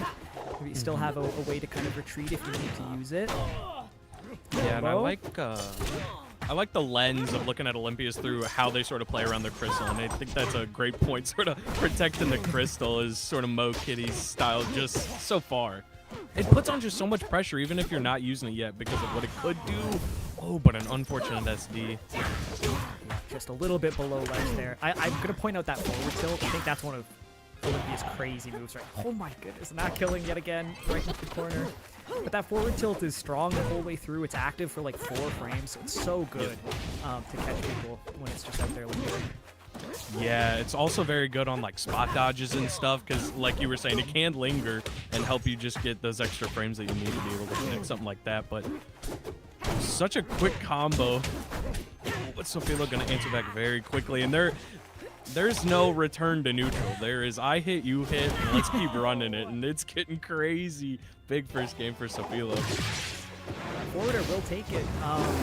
Honestly, it didn't look bad at all for Mo Kitty. Like, it was quite close. The SD was a little bit unfortunate, and the other 2 deaths were not even purples. They were just, you know, a good placed fair, and I think a little bit of a not being ready for the forward throw DI. But, you know, both of those get ironed out a little bit, and I think that's a really, really close game. Yep. I can completely agree. There was a lot of keeping pace, I guess you could say. The punishes were there, everything that needed to be, but like you said, just a couple key moments ended up casting game 1, but we got so much more Rivals to be played in this set alone. Absolutely. This Hodojo, the Triplats, both these characters loving this. Just extending their combos for so long. Hiding under those platforms, sharking with these up airs. Going for a lot, not getting it off stage. I like the reverse bear into the hitfall. Sort of put Zetterburn in a worse spot than just going for another up air. It's just small optimizations like that can pay dividends in a set. I really like how Mo Kitty's using that back air. It's so good to cover that space. We're getting an up B here. We are DIing it. Ooh, creeping towards the ledge, looking for a little down tilt to finish a kill confirm. Can we make it back right now? Command grab, confirm off of it. Can we finish this edge guard? Has to go low. Ooh, I like that grab. And there's the just like you said. It's so tough. You have to like snap ledge, but people are so used to going just a little bit above ledge so that they don't get edge guarded, and it ends up catching it so well. Yep. It's one of those buttons that you really have to be vigilant for, especially like you're saying off stage right there. You got to be on point with how you're recovering, or you got to mix it up high if you think they're going to commit. But that's just so much pressure on the mental stack. Wow, I love that slide off side B there from Sofilo. Oh, and the downward angled up B, sending Olympia at such a bad angle. If you had resources there, I don't think you're making it bad. The combo already. Mo Kitty in a bad spot in the corner. Finds her way back on stage, but Sofila said, from one side to the other, it doesn't matter. You are not safe right there. That was gross. That's something that has been in Rivals, I feel like, since early Rivals 1. You've always had those situations where you kind of like, you need to hold in, because if you hold out, you might just randomly die. But you could tell Mo Kitty just wanting out of that combo and holding out on that forward air. Sometimes you will just explode with Zetter if you do that. Yeah. Very true. Quick 2-0 so far. That stage didn't look quite as good for Mo Kitty, I feel like, and maybe that's a little bit of the momentum coming in as well. But if that's what you're comfortable with, I'm here for it. Yeah, there's a lot of layers to counterpick in a stage, and comfortability can be a huge one for a competitor. I mean, if it's sort of what you know, maybe you just think it was, a couple key moments that you could miss out on that could change the tides of the game, but let's see if Mo Kitty can make those adaptations going into game 3. Wow, I love that crystal into up tilt there, it looked like. Lots of stage control right now. Sofilo gonna find pretty much center stage, but Mo Kitty's still rushing down right now. Wow. Yeah, that down smash was awesome, and I'm loving the use of Crystal this game. Just not being afraid to get rid of it and then use it again for those, just kind of like Falco laser type, situations in neutral. Just stop your moving around. He's gonna make it back with the help from centers up B. What is the combo here? Weak forward air up smash. That fast falling nature of Olympia. Not helping her out there. Yeah, like you touched on at the beginning of this set, everybody loves the combo of fast faller. You feel different. Sometimes I lower the hoop and think I'm LeBron. Make it back. And barely gets it underneath the F tilt. Great recovery from Sofilo and coming up swinging immediately. These combos too. Feels like every time Mo Kitty has a space to get out of these situations, Sofilo is just on the chase. Nair, not quite gonna do it. Wow, what a recovery. Yeah, just enough distance to evade that ledge, the ledge hog. Okay, forward air not quite gonna do it. Got that spike hitbox. Good tech. Absolutely saved Sofilo's stock right there. That tech was absolutely huge. Not he will take it. Yeah, bread and butter. Get there eventually. A tough one for sure. But now we got to see something insane coming up from Mo Kitty right here to even up this game and keep this winner side life alive. There's pressure. Sofilo not letting up even with the stock advantage here. Mo Kitty getting something started. Good parry. Sofilo not a player known for pumping the brakes no matter the situation. Throw. A little bit, but not too much out of it. We're in kind of an awkward situation with the crystal up here. Mo Kitty use it? Nope, will get broken. And actually threw a little bit of a wrench in the plans, blocking the fireball that Mo Kitty was trying to parry. Did not get punished for it, but ledge dash. Sofilo giving up a lot of stage control so that Mo Kitty thought they were safe, but you are not safe in the Lion's Den. Sofilo gonna make it to winners finals now with a 3-0 fashion. Yeah, and I mean, if the story is can anyone stop Sofilo, I mean, it's a pretty good showing there for that narrative, not dropping a game. And not that Sofilo looked invincible and by any means, but was just more clutch in all the places that they had to be. So, that's how it goes sometimes. Yep, Zetterburn can be a very momentum-heavy character, You go on one stock, and it's like the next time you get hit, there's just psychic damage happening, each hit. It can be tough.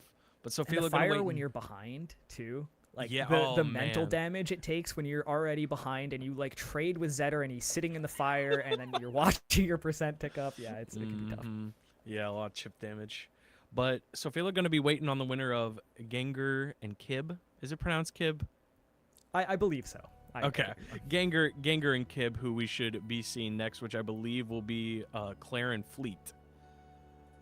Yep, I believe that is the case as well. I'm excited. I'm excited to see some more Fleet post buffs. Seen a little bit of Mystery Souls Fleet since then, and I've seen some kind of gross things that the character's been able to do since those changes. But I'm excited to see what sort of adaptations Kib has made, since those changes.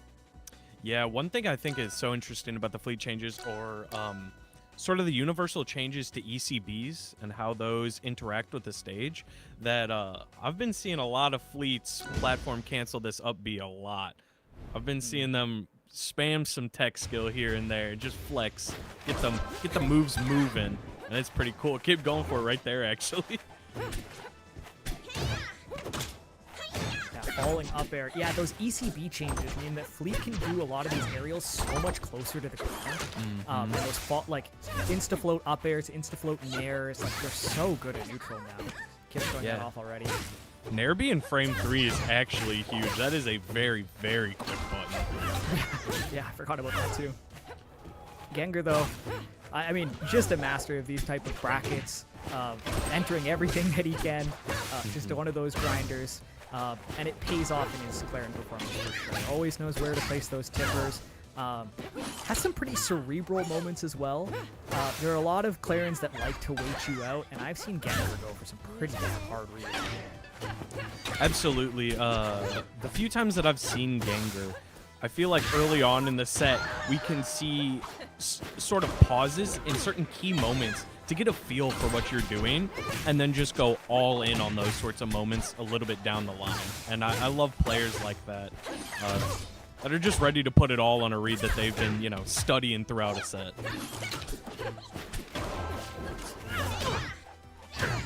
Falling up air, reverse back air. It's the edge guard, another back air. I like this high DI from Gengar. Trying to recover high there. Yep. It does make it back. We'll take as much damage as needed to get back to the stage, as long as the stock is not lost. We're covering high a lot there, but the arrow gonna find its mark. A big F smash. Only 38% separating them two, and the distance is quickly shortening. Gengar sharking underneath these platforms. I like that a lot. Oh, the high recovery is getting punished up air. Not quite. Just about there with that tipper. Such a strong tipper, too.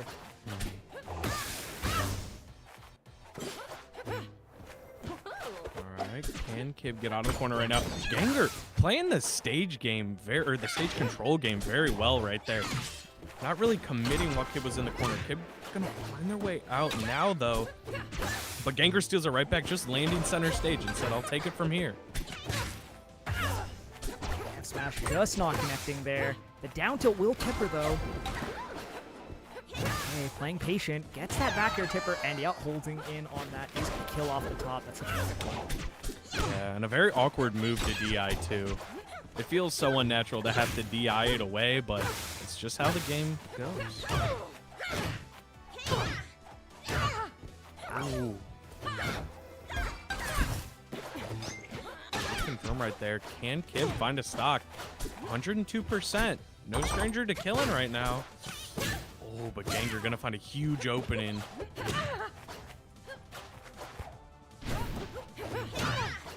Kib not gonna go for an edge guard right there.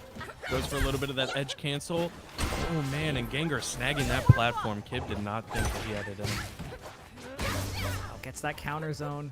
This could be pretty tough for Fleet. A lot of her moves are considered projectiles. Oh, does not grab the ledge there. Ooh. Tipper down tilt, gonna sort of ruin Kib's flow right there. And put Kib in a very bad spot. Finds the ledge safely. But Gengar playing the grounded game so patiently. And back air. Okay, evens out the stock count, but does have some percent to make up here. Does find a quick opening. Throw mark on Gengar right now. Just gonna shield it. Okay. Ooh, big tipper tech chase. Finding that roll in right there to send Gengar up with a 1-game lead. Yeah, that was a very nice down smash, catching that tipper. That's not an easy one to find. So we'll have to see on stages. I do believe that Kib has a Force burn as well, but I don't know if this is a matchup that you'd go with. Honestly, with matchups in this game, I feel like all the characters are a lot more close. So it's interesting when I hear people play multiple characters. Just because I feel like I can never predict when they're actually going to use each character. Yeah, you could find somebody who plays, you know, Zed or Claren, and they're playing it for different matchups than, you know, the next Zed or Claren you find. It's always very interesting. I totally agree. Yeah. Okay. And I don't remember the name of this stage, but not a whole lot of room to move around. Those platforms, you can definitely shark underneath them. It's an interesting counter pick here from Kib. Yeah, I remember the last time that I casted Hop on Rivals, Kib opts for this stage, Tempest Peak, quite a lot, which is surprising. I figure most fleets maybe want a little bit more distance to run around, but Kib wanting to scrap. Gengar getting the best of these scraps right now, though. Big parry on the side B, and just all over Kib this game. Wow, that was such a clean parry. Good timing on that. It's pretty hard to just call your opponent out neutral like that with parry. Yeah. Especially on a move like Claren down tilt. It's a pretty safe move. You don't have a lot of time. Alright, how are we going to get this stock? Gengar's recoveries have been so good against a character that can punish so hard off stage. Ooh, fakes the platform and was going for a drift back. Kib's going to catch on to that. Sends to the other side. Gengar still with not a lot of resources. Finds the ground, and Kib cleans it up. That was very, very clean. Wow. Quick combo there from Gengar. Gets another grab tipper. Is chasing off stage. The neutral B is not going to quite get there. Gonna get off the snare. No, Kib isn't really able to get into neutral here. Gengar just holding that stage control so well in neutral platforms. Yeah, if Kib isn't getting comboed, Kib is in the corner this game, it seems. There's not a lot of breathing room. Gengar has just felt so smothering throughout this game. Oh, just standing there, just waiting. It's so threatening when you see your opponent just stand there and look at you, knowing that they're going to react to whatever you're about to do. Yeah, it's such a rhythmic break in a game that can be very fast-paced. That's always so scary. Throw. I think the side B's back to ledge to try and further the edge guard as well. The tipper bear actually going to kill right off the side. Yeah. Kib trying to learn from the DI that killed him last game and ends up dying to the other DI. And sometimes that's just the way the blast zones happen. Absolutely.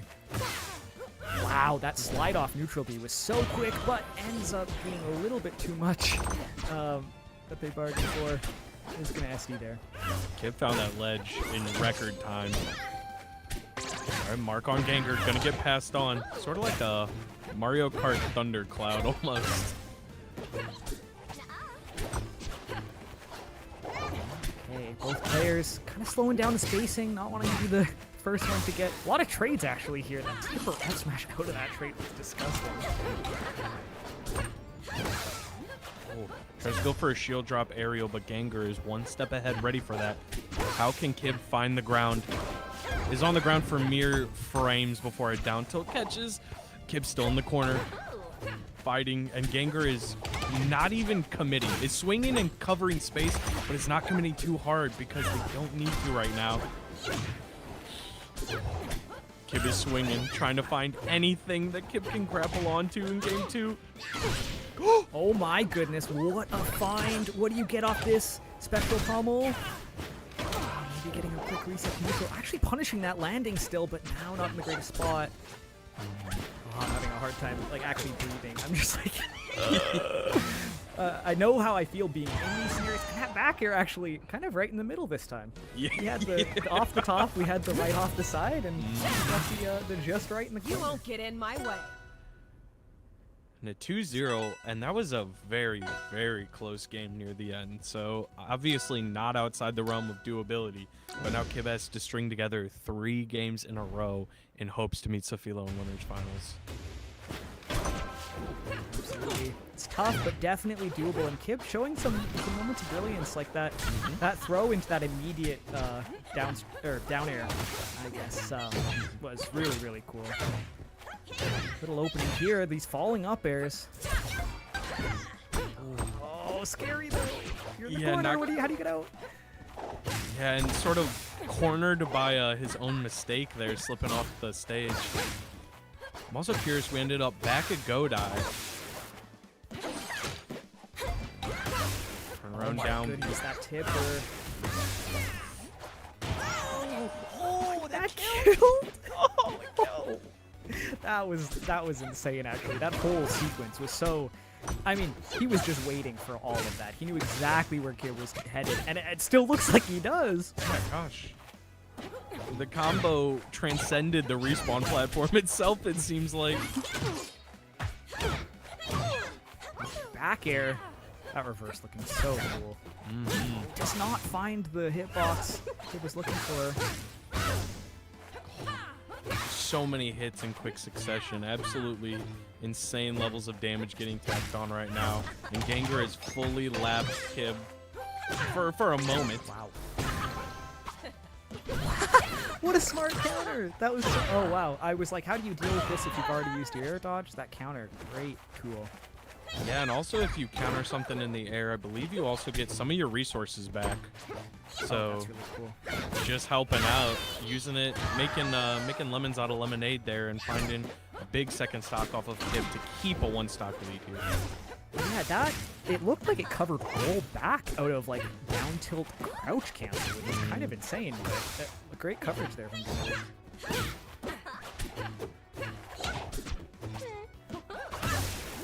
Oh. Just down there and in place, covers so much. That is such a big button. Air. Wow. I love that Veneer kind of like scooped from behind there, and Kib not going to be able to make it back. Gengar going to take it 3-0 here in winter semis. Dominant performance there. Don't waste my time. Yeah, that's 2 winner semi sets in a row that we've had be a 3-0. Both of these players are on a crash course to this winners finals. They're getting there as quick as possible. Absolutely. Well, we're going to be looking over to the loser side here. We've had a couple of those top 8 loser sets played out already off stream. We did have Saika versus Mustard. Saika taking that 3-1. So we will be seeing Saika move forward in that top 8. And then Kasai 3-0 over Aquatic in the other losers round 1, a top 8. So that's 2 Maples making it further in that that losers round 1. So we'll definitely be seeing some Maple up here soon. Yeah, absolutely. And both on opposite sides of the bracket. So can they meet in loser semis? We'll find out here shortly. But our next set's going to be Mo Kitty versus Kasai. So we're going to see a little bit more of that Olympia action. Olympia versus Maple, which is going to be an interesting matchup I have not seen thus far. Yeah, I've heard different things from other Olympia players. I like it. I have a lot of fun in the matchup. Maple is a good combo weight where it's a nice in between. You're not worried about her being too floaty and like falling out of things, but you're also not worried about having to like do weird fast faller things. So it just feels nice to combo her. She can definitely chase you real hard off stage, and that is scary and that is tough. But I feel like on stage, Olympia has the tools to keep up with the neutral and deal with the plants. So it really is going to come down to that off-stage game and, how can you punish this character's recovery? Yes, and sometimes getting the Maple pinned down can be one of the hardest things, but with the amount of space that Olympia can control with Gem and different command movement, maybe beating out a Nair with a focus attack and different things like that, it seems like we can do it. Let's see how it plays out here, game 1. Right. We're already seeing one thing that Kasai was actually hitting me with the last time I played him. He loves going for that F tilt at ledge against Olympia. Okay. Because if Olympia happens to be holding in on that F tilt, it seems like he just gets run off fair or like almost for free. So we'll have to watch for Kasai, see if he goes to that option. Yeah, like you said right there, going for the F tilt and immediately running off to see if the DI can be caught right there. And Mo Kitty just trying to find anything that they can grapple onto right now, but be out of shield. Not going to take the stock yet, but it's getting really close. Yeah, it's an option I don't see a ton from Maples, but yeah, looking really effective there from Kasai. Kasai's throwing them out like they're going out of style right here, but Mokitty going to get a lot of damage to try and even this first stock up here. Wow, Nair 1! Good conversion. Watch it coverage here. Over Air is actually going to take it. Yep, wasn't quite ready for the DI on that. Definitely a strong move. Gem's still in play right now. Big special get up right there. Got him in the gem zone right now. Know where you can go. Doesn't get much off of it at this low percent, but that's okay. I like the patience on the ledge get up. That, yeah, no way you're making it fast. And that first stock started off incredibly in Kasai's favor, so glad that Mokitty could find the stock first, and then now we got a really even game here. Yeah, off stage. Pushing back off stage with those forward tilts. You can tell Kasai doesn't want to go too close to that crystal. Yeah. A little bit too far down there. That's one thing with Olympia. Like, I still haven't gotten used to it.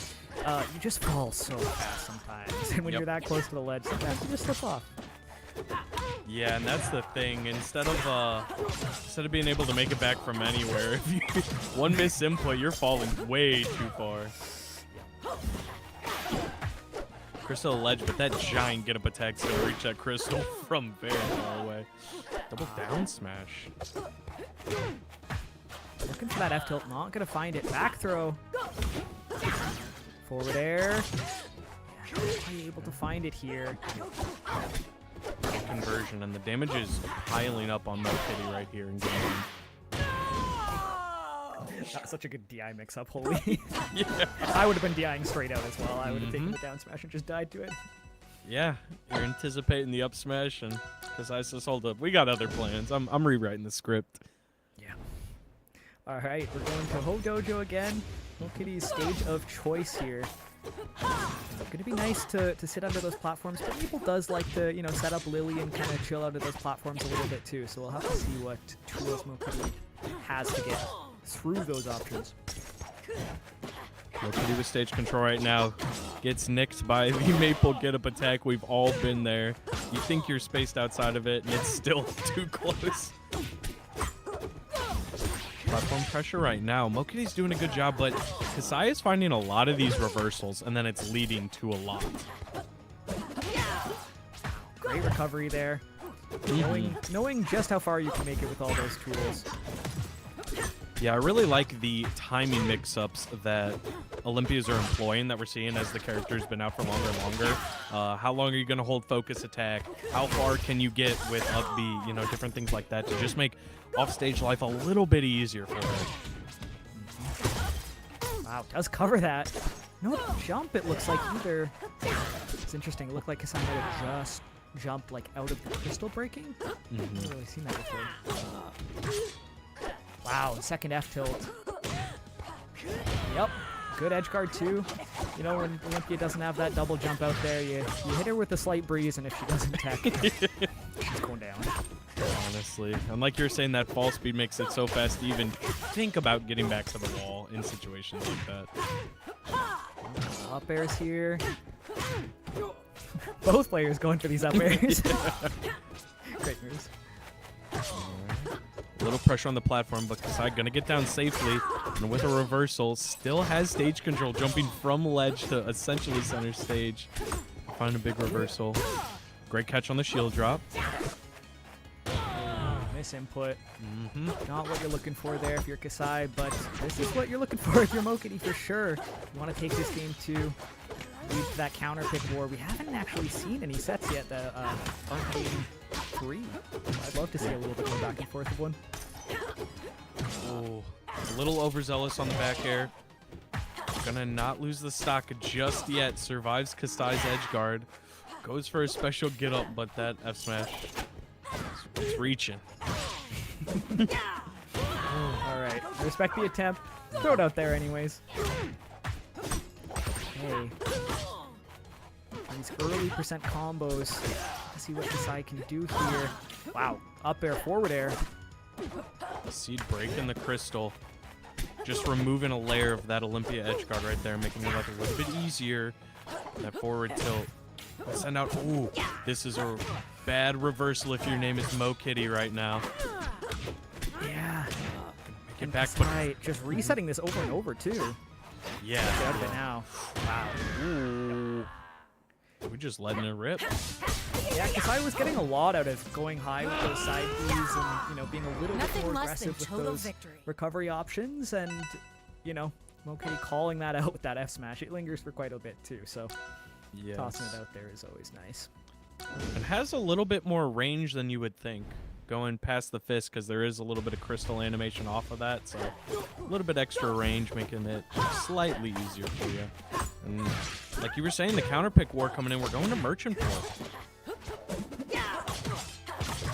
Good, oh, I can see the vision with the scoop up on the up air there, but this early percent strings here from Kasai are so strong. I thought we were going to see something nefarious off of that tether Lucas. He was definitely thinking nefarious things. Yeah. Malice You don't in his tether heart. like that. Yeah, with good intentions. Edge guard time for Mo Kitty. Hanging onto the wall just to wait out the crystal. Great discipline from Kasai. But how far is discipline going to get you right now? Ooh, it's going to net you a stock, I suppose. Yeah, very clean spacing on that F smash. Oh, I actually like that. I didn't even know you could do that. Me neither. Jumping up and then air dodging down to just trigger Lily on the platform without having to shield it. So gonna go into the up B. You know how it goes. Character's been out for like 10 days, a little bit more, but we've seen it. Absolutely. That front hit of that up tilt actually has so much hit stun too. I feel like you can get like up tilt forward air, you can get up tilt up air, or up B, you can get a whole bunch of stuff at those kill percents. Wow. Call out on the dash back. Yeah, that prior to that dash back, Kasai dashed up and waited for a second before the dash back, so Mo Kitty just trying to catch Kasai sleeping just a little bit there. Up air. Ooh, try to get third. one.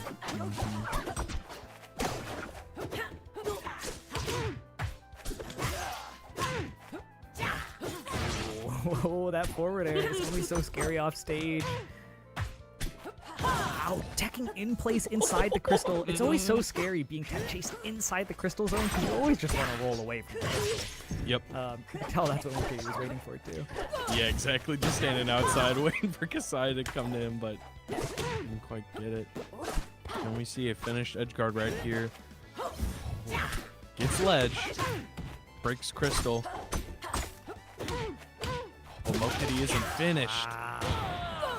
That was incredible. Back air, down tilt, into like run back, turn around up B. Yeah. Still at the time. All right, now. It's getting punished here. He kind of running away with this game here. The pressure is just so strong. Ooh, and survives that final hit right there. I'm stealing that. The crystal into immediate side B, that was really cool. Yeah, like you had mentioned earlier, likening it to a Falco laser is a very good analogy, because sometimes it's better to just take crystal, but you have to be ready to move after. You cannot get caught sleeping. Absolutely. Kasai doing a good job of oh, that's so scary being on stage without a jump. Everybody collectively just gasped. Okay. Some patience being shown here by both players. Oh, I like the reset with the crystal. Up air, up B is gonna do it. Yep, there's no denying that. High up in the air. Yep. Phenomenal way to finish a combo in that spot. Very clean, very efficient. Make sure we get that stock out of here. And Mo Kitty up 2-1 after losing game one. Something to prove here. Yeah. I'm curious where Kasai will go now. It's always a tough one when you lose on your counter pick. Because you're always expecting to go to the stage that's best for you. Forest here is interesting. I actually think this might go better for Kasai. When Kasai is in advantage and kind of playing that that reactive punish game where he's calling out all your options, it's looked really good for him. Maybe having less space will actually let him do that better. Yeah, I could agree. I was thinking also it's a really big vibe switch from a merchant port, but I think you're completely right. So far, not able to get a whole lot done, but yeah, MoKitty, I think expecting to land on stage there, and that aerial just like not landing there. So good break here if you're Kasai. Yep. Gonna try and run away with it right now. But let's see if Kasai can find anything. Man, F tilts are flying. The hook is coming off that. Wow, and that forward air is gonna do it. Those narrow side blast zones. So scary on this stage. MoKitty doing such a good job of dealing with Maple dash attack. I feel like most times I've been seeing it get crouch canceled into immediate tech, or like SEI'd out of. There's just a whole bunch of different ways you can deal with it, and MoKitty's not allowing a whole lot off of that move. Gonna pull the gem early, maybe try and catch something, and a good ledge trap. Not a lot of resources for Kasai while they were down there. Now gonna find themselves at a lead after SV in the first stock of this game. And you know, sometimes we'll give another one. It's all. It's BOGO day. Immediately back on stage. A huge 40. We're going for 55 and still going. How do you? Good recovery. I like the kind of hold out, recognizing that MoKitty wasn't close enough to the ledge to reach with that forward air. Great focus attack to live that maple forward air. A special tech, a special pummel tech right there. What do we have? Up air, up air. Okay, forward tilt. Oh, trying to catch an aggressive option from ledge right there. Oh, what a forward area. As Heather, but right into MoKitty's careful grasp. Yeah, that was a tough one. I feel like both players could definitely feel the pressure of that small stage, because a lot of shenanigans off stage, and I mean it's top 8 too. It's always tough. There's always nerves on the line. Shoutouts to Kasai for the losers run, making it all the way here into top 8. Always good to see. And yeah, I of course love watching the Olympia. I'm a little bit biased, but what can you do? Absolutely. Now, Kasai has the option to, well, I guess it's not up to MoKitty, but MoKitty has the potential to play another Maple, could be warm for the matchup, or a Fleet. We're waiting on that set currently. But, you know, the good thing about, you know, if you're not happy with your placement, you can come back next week. So... Absolutely. These free brackets are wonderful for practice, and honestly, with the people that are entering these and it being a little bit region locked too, you get better connections than you do just randomly queuing up on ranked. So if you're looking for a good place to practice with great people, you know, Hop On's always a good place for that. And we, you know, there's always good stuff happening at these tournaments too. We saw the Washington PR for Rivals a little bit earlier. And if you're wanting to advertise stuff with Hop On, you know, get something like a PR or anything that you really want advertised up, you know, make sure to get in contact with the Hop On people, and we'll help you showcase it. It's a good way to help support the scene, and it's just cool to have a little community center like this every week. Yeah, absolutely. I think region-locked events like this are also really cool. You get to see a lot of inter-region talent that, you know, might not see each other at a normal weekly. They might be just, you know, a little too far away, but something like this on a Monday night will bring them together for some good sets. So very interesting, very good. So I believe we will be getting winners finals now, Sofilo and Gengar. So this one, I don't know. This one is going to be a slobber knocker from both of these players. Just both so high octane. Their punish games both so just precise. They know exactly which option to go for, and with all of the DIs. And it's so scary seeing, I don't know, just two of the best reps for their character slug it out against each other. Also, Sofilo Is that a 31 win streak, or am I just reading it wrong? Does that say 30? Yep, no, you're right. It was 29 during the winners semis match. So possibly went on to ranked or casuals to get a little bit higher before this set. We are not sleeping. We're not pausing. Sofila's going to run right into this. And Gengar's got him stopped.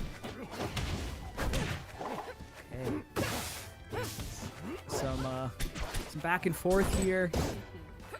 Wow, the parry. Sabine to grab? Okay. You're getting cute with it.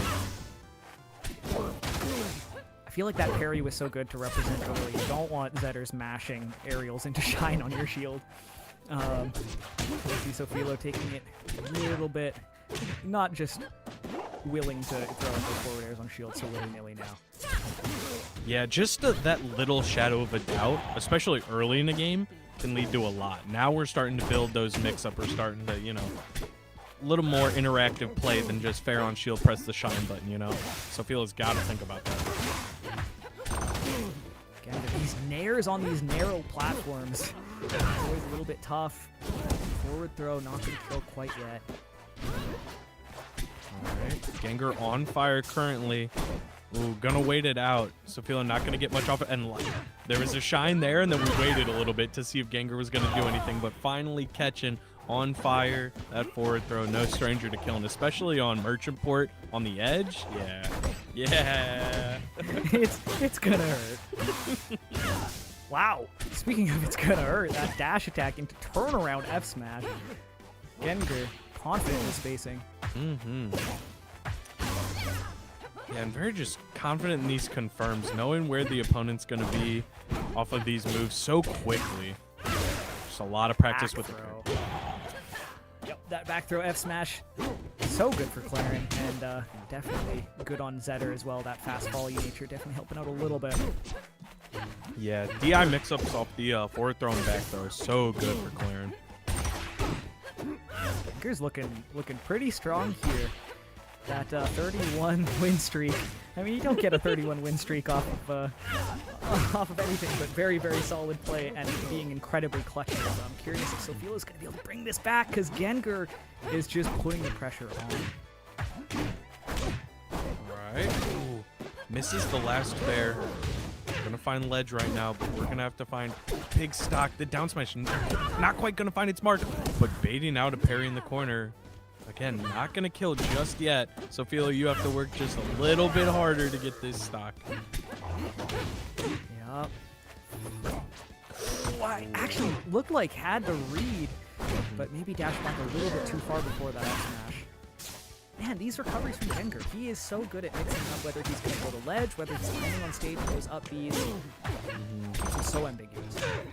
Yeah, also just timing mix-ups. Am I going to side B to the wall and wall jump or not? Things like that, but you know, that one mixed me up too, to be fair. That one mixed maybe even Gengar up. Alright, roll in. It's scary here actually if you're both players. You definitely don't feel as comfortable when you're on the same stock, but that was such a clean combo there from Gengar. Going to clean that one out. Game 1. Win streak. Stop. Don't waste my time. It was good on Gengar to put the fire out soon, because in a last stock scenario, when you're up like that, Zetterburn can turn it on its head so quickly, and you do not even want to have to address that situation as long as we just put it out now. Oh wait, I didn't even realize that's how the win streaks work. It's just for rank. That's it's for awesome. ranked farm up a or casuals, yeah.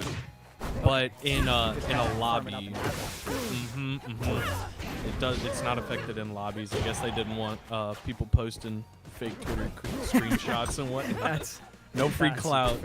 You gotta earn that. Yeah. And Gengar trying to make Sofilo earn it here.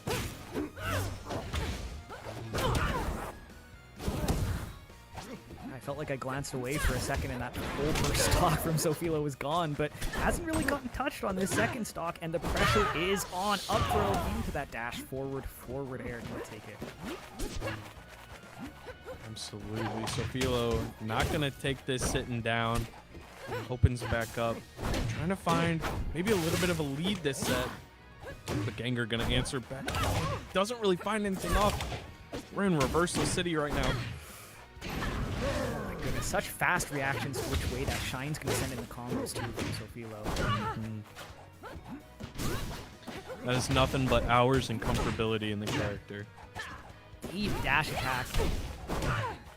Wow, and reverse bear into that forward air. Very, very clean.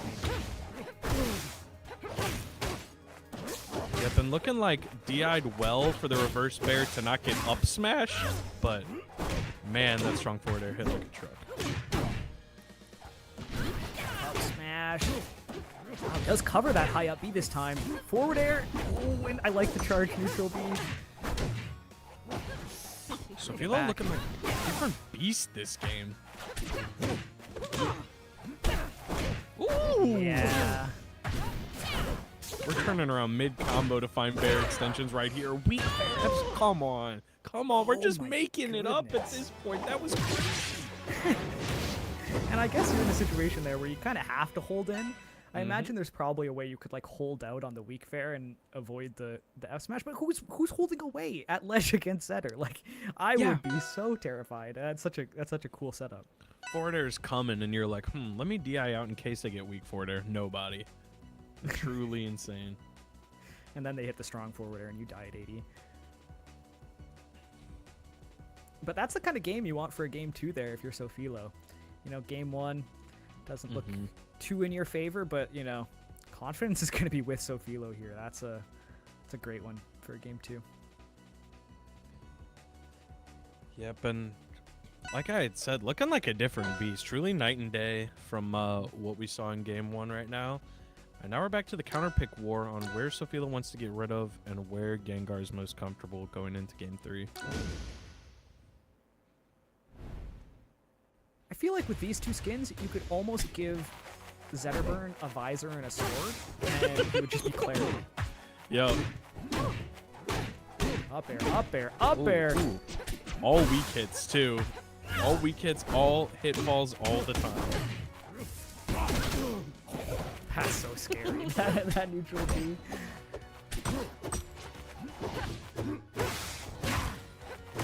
A little bit getting started here by Gengar. His back airs over and over. Wow, the up tilt tippering. Hilo can't get out of disadvantage. No, every time Sofilo lands, finds a tech, anything, Gengar is right there to pick the combo right back up again, leading to a quick stock after Gengar got their hands on Sofilo. Oh my goodness. Okay, Sofilo does make it back to ledge. We're back into neutral here. Small opening, but not a whole lot off of it. It's still going. Oh man, I thought we were about to see again something heinous up there. Yeah. Okay, Gengar off stage. Cover here. Okay, still alive, but trying to cancel onto that platform with the up B1.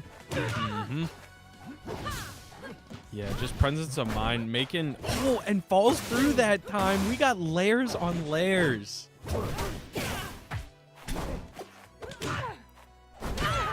Wow, throw fair is going to take that, but that's not the kind of stock you want. Gengar definitely able to get a ton of extra credit there. Close this one out. Ooh. Misplaced air dodge gonna lead Gengar to a lot of damage. This is dangerous. Finds Plat again. But Sofilo is still going. Again, not letting off the brakes. Wow. Yep, very clean conversion there from Gengar. You gotta be real confident to go that deep on this stage with Clarin, but when you know that neutral B's gonna hit, got that confidence. What a great These parries. So good. To this game already on pressure like that, Gengar down. Man, feeling it.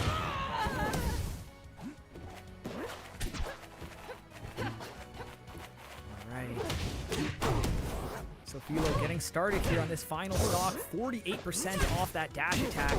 Ooh. And off stage. Oh, gets back to ledge. Not gonna get the down tilt conversion right there. Sends Gengar off anyways. Misses the up smash right now, and letting Gengar away with that. This could spell doom. So tense here for both these players, but that parry again. Gengar really saying, I know you want to aerial into Shine on my shield, and I'm not going to let it happen. Oh, great special. Sofilo pick the edge guard up next time. Not quite. Still has stage control, and forward air is going to take it. That was getting extremely tense for a game 3, and we still got at least one more game to go, if not 2. Yeah, and that first stock looked so good from Gengar, and Sofilo just able to, you know, slow down that pace from Gengar. Well, maybe I shouldn't say slow down the pace from Gengar, because maybe she just turned it up a notch. But yeah, able to bring that game back, and we're going right back to Air Armada here for game 3. Yeah, it looked like Air Armada was doing very well for Gengar in aiding these recoveries, making disadvantage a little bit easier. And so I guess, you know, thinking, hey, that's on me, not the stage. Let's run it back. Falling there. Up tilt, the front hit of it, getting that tipper. Wow, what a good angle there. Avoiding that down air tipper. Chase I'm liking a lot of these wavelength grabs to get a reset. Not going for them too much, but mixing them in to add that to options that you have to watch out for is dangerous, and that is a very, very clean first stock from Gengar. It's very clean, but this is kind of what game 1 looked like, is that first stock did go to Gengar, and then suddenly Sofilo all over him. See if he can hold on to this stock, how much he's able to tack on.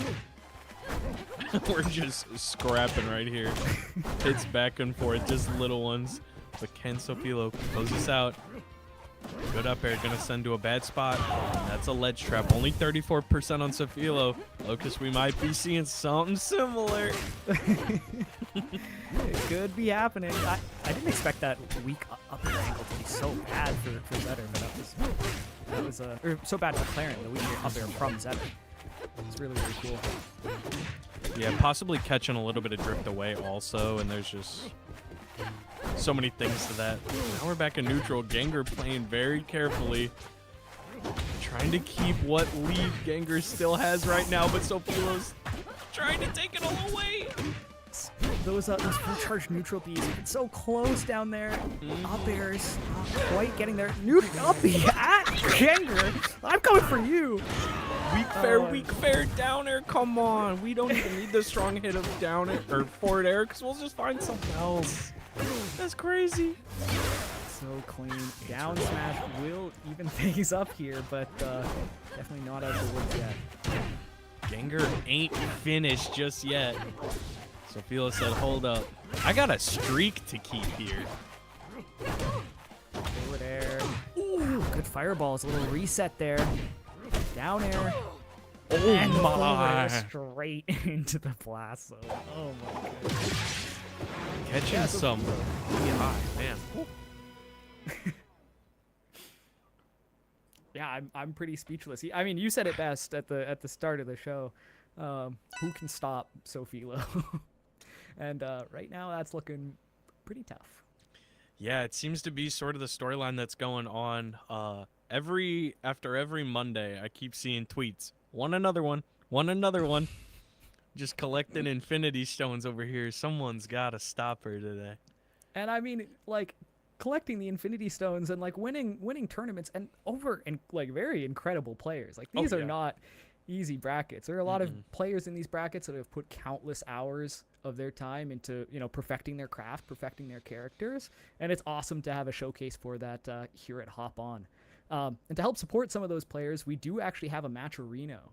So if you're liking what you're seeing today, you're liking what the players are putting down, you're liking the carnage that some of our players are displaying, make sure to type !match-a-reno in the chat and help support the event. Helps us out, helps the players out. You know, it's a great way to help give back. Absolutely. And helps, you know, keep the lights on. It's great, like you had said earlier, these are free tournaments. This is just an exhibition. We are just trying to get games. We're just trying to get experience, get exposure, all the good stuff that goes into that. And we're running right into loser semis right now. It's do or die time down here, man. Yeah, it's tough, and we are getting this Olympia versus Fleet matchup, which is very interesting. I feel like I haven't played enough of this matchup to really say a whole lot about it. But sometimes those Olympia combos can be a little bit tough against the floatier characters. So I'm excited to see what options MoKitty has. Yeah, it definitely feels like you got to make sure that you're getting these confirms early, because it can feel sort of Marthritis-esque if fleets live into some pretty high percents that you gotta start finding single hits here, single hits there. But Olympia's at 99 right now, and MoKitty just missing up B just a little bit because it is harder. Parries up. He is gonna take it in the corner. Some baby dashes coming out there.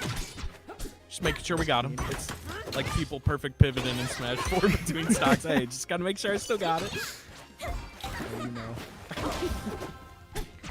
All right, some pressure here in the corner from MoKitty.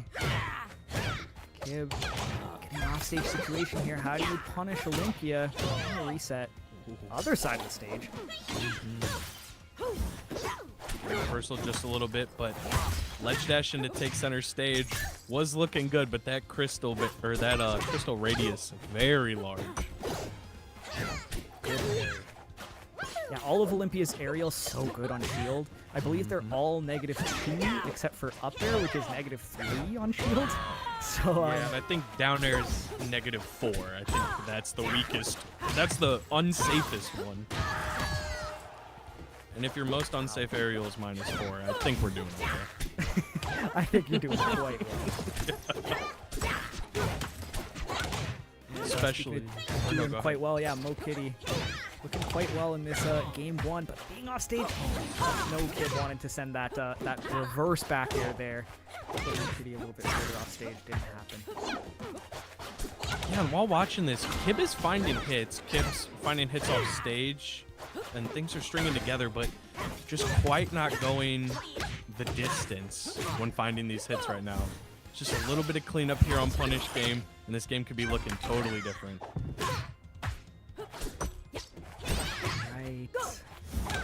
I'm liking these crystals to kind of chase in an advantage state. A lot different than the crystals we were seeing earlier, kind of behind you, kind of defending them. These are aggressive chasing crystals. Yep, if Kib's trying to create some distance, MoKitty will follow with a couple percent. Downer gonna send off 117 on Kib right now. Can we find something? But MoKitty got Kib right where he wants him, possibly.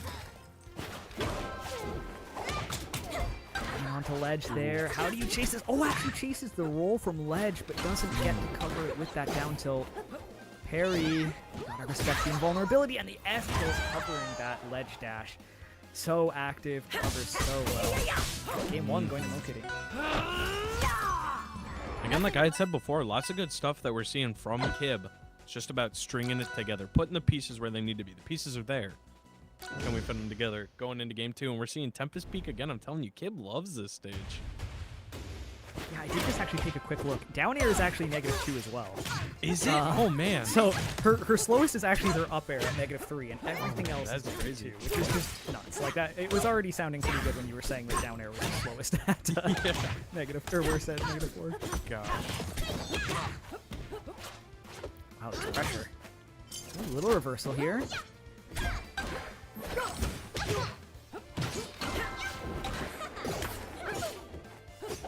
Okay. Kib not able to find much yet this game. He's gotten a couple of small openings, but MoKitty on the defense.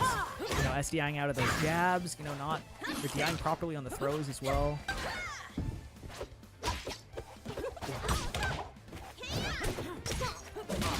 Killed up B. Clean. Just gonna kill right off the side. And Fleet entering knockdown barely on that platform and then falling right off. I don't think Kib was quite ready for it. I wasn't ready for it, just watching. I like the forward tilt. I'm not sure if MoKitty was just recognizing the crouch cancel, but that was a really good option to deal with it. Running through, and like you were saying, these crystals sort of more aggressively to close space and find something very, very good. Jab 3, sending at a really awkward angle, actually. Looked aggressive with that one. One thing we haven't seen from Moki almost at all is that crystal dash. I played against some Olympias that use it a ton, and it seems pretty good, so I'm curious. Wow. Yeah, especially against Fleet in the VODs that I've watched and a little bit that I've played the matchup. Seems like it combos her pretty well, too.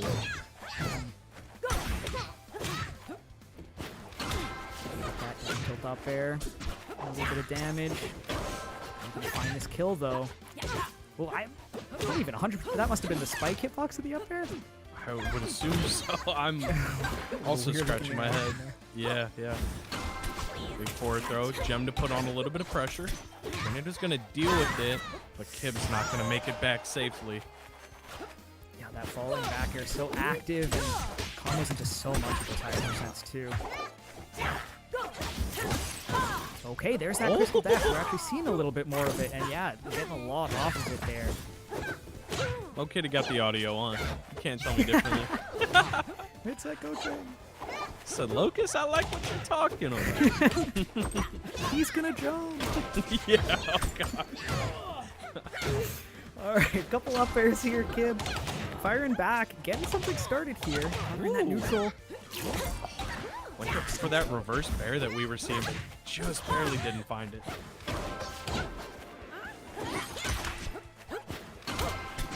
Oh, I like just tossing the gem out there to block the air and not wanting to get put in the shield. Okay, Kib evening this out though. And Mo Kitty, when having Kib in the corner, has just been getting so much percent off of it. Doesn't quite find the combo. Fleet is one floaty character. Absolutely. Hey, Crystal out.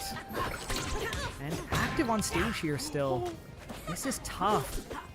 There's not a whole lot of space on this stage when the crystal's right there. No, it actually covers so much. That's terrifying.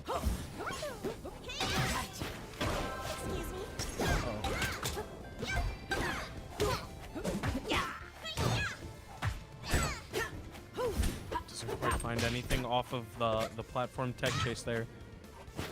Holding Kib for a moment to think, what should I do? Down tilt, up B, opposite direction, yep, is still gonna kill at that percent. Floatiness, not helping out. It's gonna be a 2-0 lead for Mo Kitty, trying to keep this tournament life alive. And we'll see if Kib has anything in the tank for this game 3. Alright, and we are going to go dive for this one. I imagine this is going to be pretty similar. Like, I feel like both characters like this stage for the same reasons. Just hanging out under those platforms, having some platforms to you know, move off of. So curious how each of these will play. Kib scrapping off of leg, finding a forward air. Mo Kitty just gonna play that sort of the stage control game, gem in place, and Kib gonna swing through it all to finally find some stage control. Yeah, Kib looking really comfortable under these platforms. And yeah, that side B, it's so hard. You never want to go above stage with it, but you know, getting that snap height is a little bit finicky. Great job stopping the jab check on the parry right there.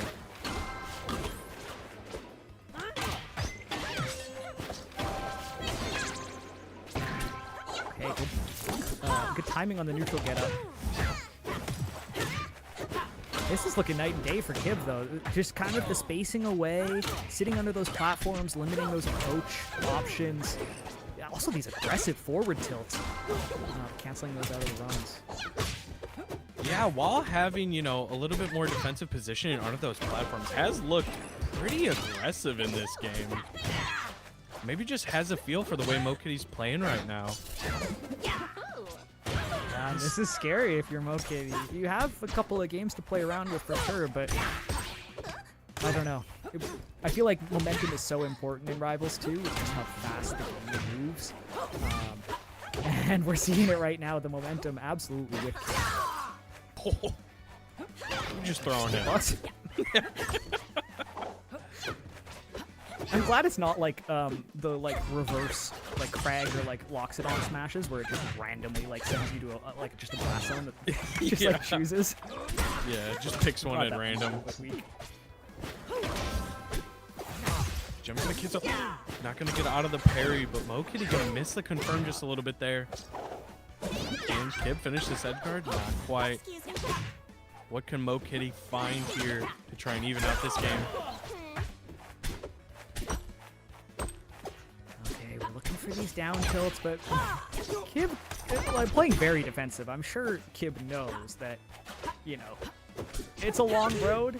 You don't want to lose another stock if you don't have to. Just play it slow. Force Mo Kitty to find an opening, and Mo Kitty does that for you. Again, when your aerials have so little whiff lag, you know, let's throw one out. Let's see what happens. Let's make some magic happen. Absolutely. Forward tilt. Tough angle, though. I wouldn't mind seeing Kib stay on stage in those scenarios. When you know that Olympia has to use all of her resources, you can punish her pretty close to the ledge. But we'll clean it up there. Game 3 to Kib.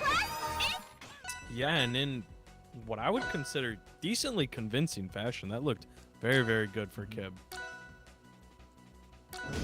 Yeah, that's the kind of game you need to carry that momentum into the rest of the set. Yeah, exactly. That's just what I was about to say. Now, can we string together 2 more after a game like that? Put a little wind in the sails. It's not Mo Kitty if they're not going to Hodojo here. Stage, I think we've seen them go to literally every game they've lost. Or as their counter pick, rather. Absolutely. We're starting off just scrapping back and forth. Nobody finding any, you know, not stringing anything together so far. Wow. That was really cool. And holding just a little bit, trying to time when the mark was going to hit. Just about killing with that F tilt. It's so hard to react to the DI properly. Up tilt, up B. Okay.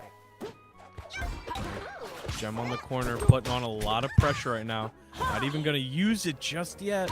Oh, that's going to be a kill. Big find on the down tilt, just punishing the landing. Yeah, kind of snuck in there. Oh, going high here. Gets covered that time. Kib with the edge guard is going to keep it even here. Game 4. A reverse jab there from Olympia. Get off me. Wow, finally pulling the crystal.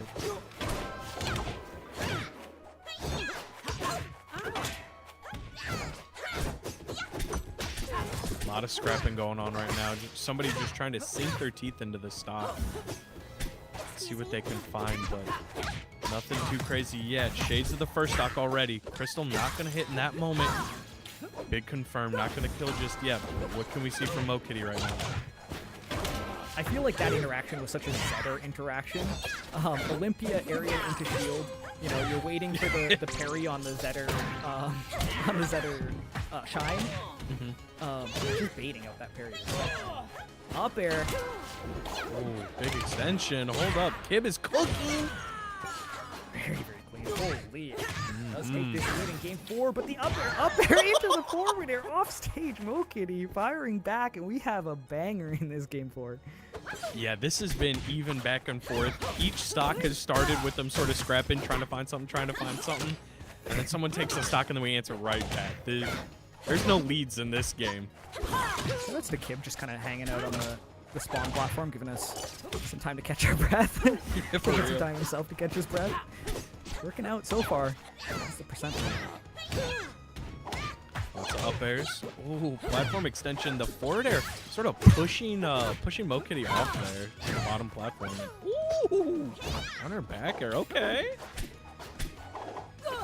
Slick movement to get out of the corner there from Mo Kitty. You're in the corner. Okay, we're safe. Back to neutral-ish. And Kib missing hitting that gem there and gets punished for it by the gem popping anyways. I know. That parry. Whoa.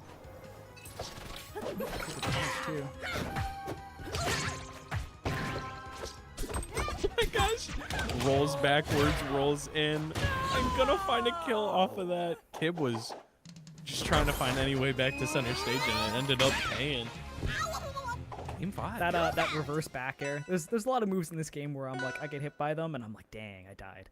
Reverse back air, I always get hit by it, and I die, and I go, at least it was cool. At least it looked cool. Yeah, I think that is a very cool intentional reverse hitbox when fleets do that. It just looks so sick. It's appealing to the eyes. Absolutely. All right, game 5, we're going right back, and with how the last game went, I'm just happy that we're going back to this one. Both players showing off a little bit in that last game, so excited for this game 5. Yeah, this is a hot set alert, and I think this is the first. Is this the first game 5 we've commentated? Yeah, I think so. Yeah. Yep. So this is an absolute heater, everybody. Let's hear who you got in the chat. We're trying to answer back. Again, just scrapping, immediately in the beginning of the game. Nobody finding anything lengthy yet.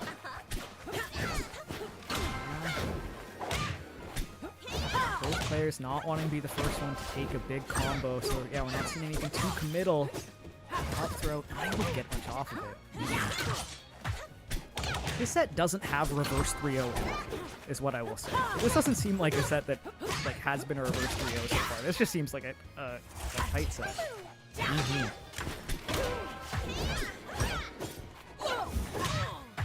Yeah, the way last game and this game have looked especially is, like you're saying, not 3-0 or reverse 3-0 feeling.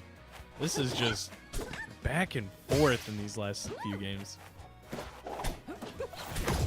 I'm seeing the score is 2-1 now. Maybe we got beat. Perhaps.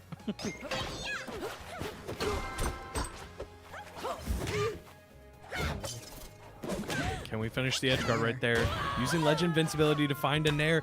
And again, like you had said earlier, if you're Olympia and you miss a tech there, you fall so fast, it pretty much lights out. Yeah. Yeah, it's like you're wearing lead boots. Well, I guess she's got the giant rock crystals on her hand.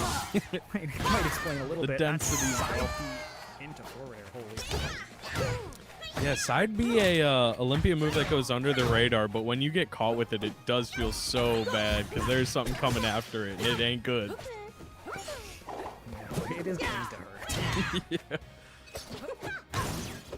Down air, aggressive landing. The big parry calling out the crystal. Kib's getting what I would call as somewhat comfy with these parries right now. I've seen a lot of them in these last 2 games especially. I'll get up special for you. Okay. Wow, that air dodge was... made it back to stage. Back air. Oh, aggressive there from Kib. Oh. Man. And again, we're returning, we're, one stock deep in this game, we're returning to, I don't want to take a big risk or a big commitment just yet, because it's going to hurt. Both of these players want it so bad, but that is a big combo. But 118 on Mo Kitty, if the last game was any indicator, Mo Kitty, you got to be careful not to lose your stock right now.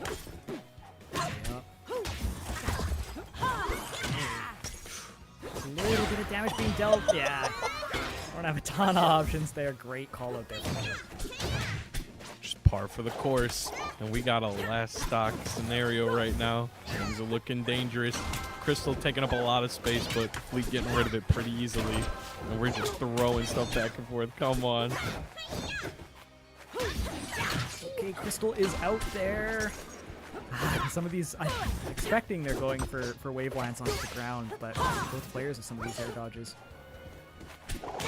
There's pressure. There's pressure.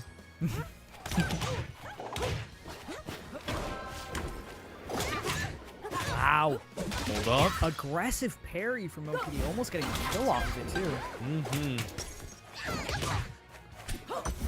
Great tech on that dash attack. Back throw. Oh my gosh, Kib rolling in just scared me so bad, actually. Back air. Reverse again. Reverse back air.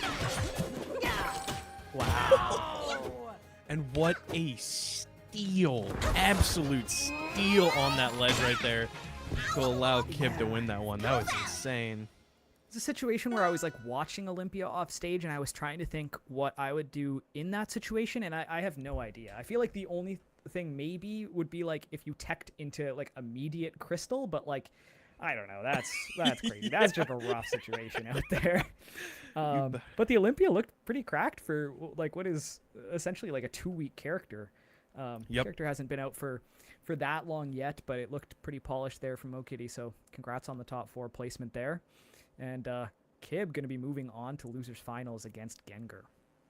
Yep, which we saw in winners semis already, but Kib coming in with some momentum. You know, Gengar's been maybe waiting a set, maybe playing casuals or ranked, you know, while they wait, but who knows. But Kib's got them tournament sets, get some momentum going into this. The winner gonna find Sofilo in grand finals, but you cannot worry about grands until you worry about the set at hand here. Absolutely. And we saw this this matchup in winners semifinals earlier, and it did go 3-0 in the way of Gengar. But, you know, you got to feel that with Kib making that run through the losers bracket, and after that game especially, you know, there's some momentum. You know, things could look a lot different in this losers finals set. Also, the pressure's a lot higher, you know. You're in losers finals, both players' backs against the wall. You never know what's going to happen. So I'm excited for this one. Yeah. And Kib starting off that last set that we saw a little slow, but something flipped in that game 3. So let's see if that thing that flipped can sort of pay dividends here against Gengar. See if we can keep it going. But it's going to be a tough one. Gengar's no slouch. Obviously got here for a reason. Let's see where we can start game 1 at.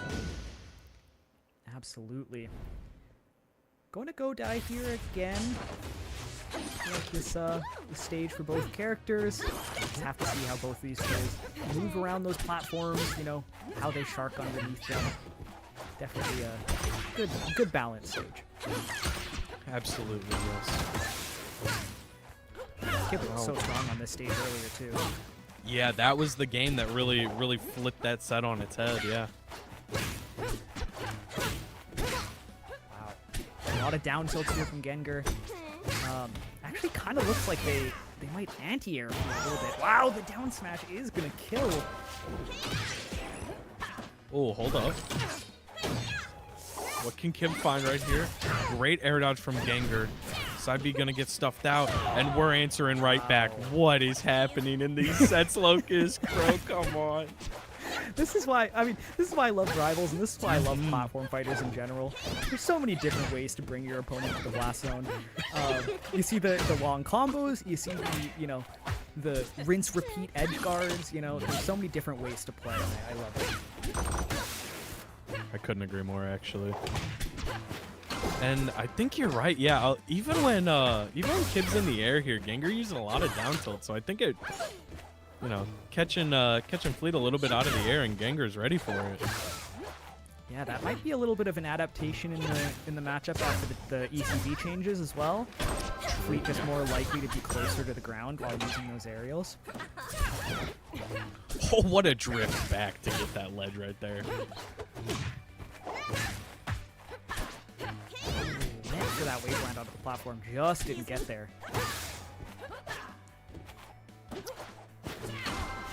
Hit. Can we finish the edge guard right now? Oh, great tech!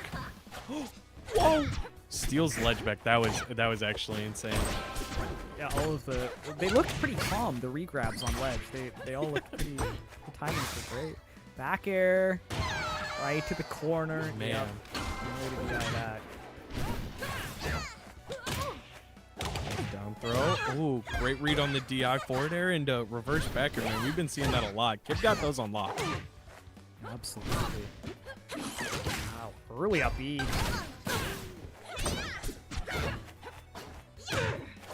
I like the float landing up air to pressure shield, maybe wait for a shield drop into waiting after. I like that layer on Kib's gameplay here. Oh, the spot dodges. I also have noticed that Kib is not afraid to spot dodge. Kib is not afraid to roll. Using all of those defensive techniques to his advantage.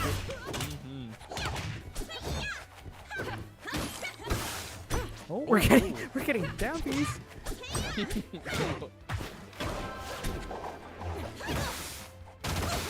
I like trying to cover the jump right there, but Gengar not jumping. Gotta punish off of it right now, but this is really close. Kib in a good spot right now, and from a good spot to a bad spot. What is happening right now? Can Gengar clean this up? Oh my gosh. This is not good if your name is Fleet and or Kib. Oh. He's shooting blank. Down till F smash, not about, they're not quite there yet. F smash.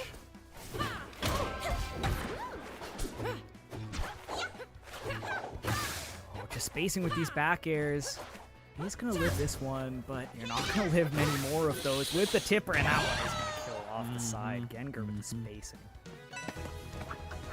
Yeah, absolutely. And that was good composure to sort of just wait. Kib has to come down, managing what resources Kib has left, and just sort of playing the positioning game from there.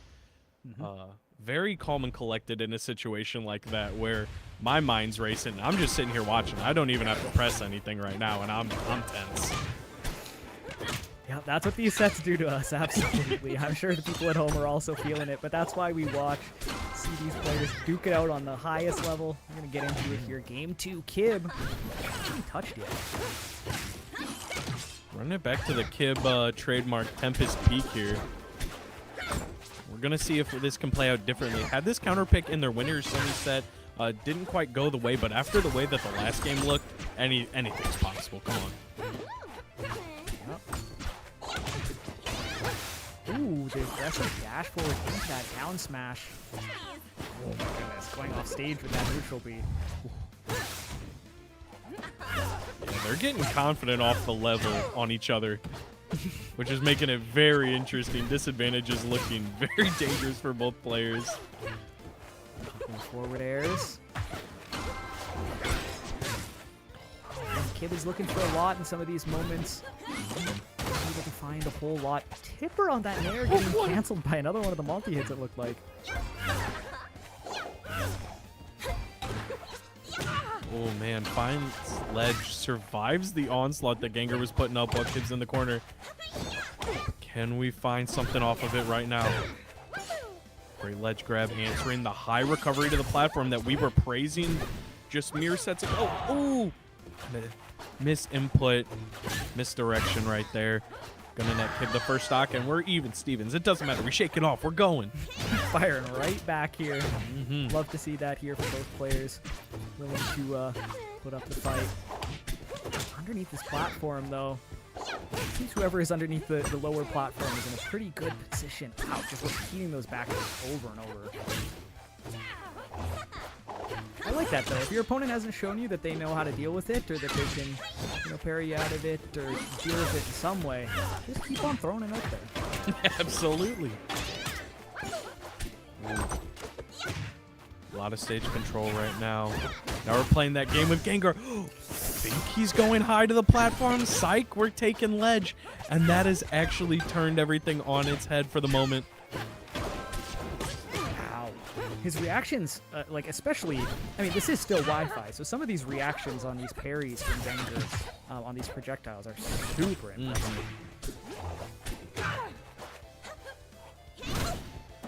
Ooh, going just high enough to stop the down air.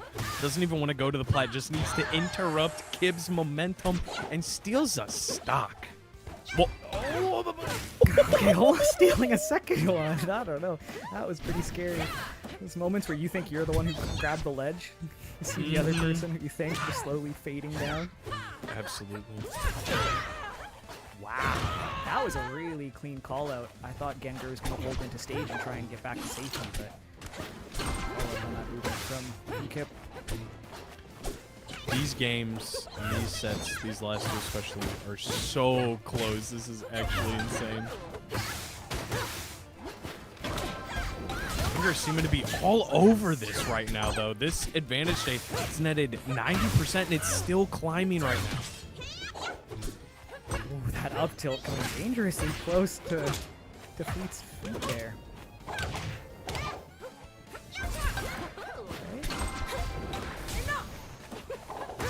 I like letting go of the ledge and backing off to not get hit by that counter right there, actually. Up tilt. How do you get down? We know what Gengar's looking for. Ooh, dash attack. And it's the backer. Yep.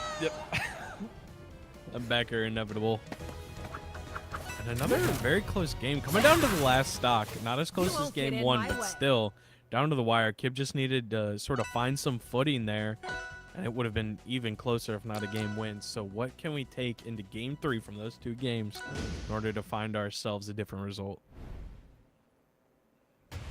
And we're going for less space here on the forest floor. And already Gengar all over Kib.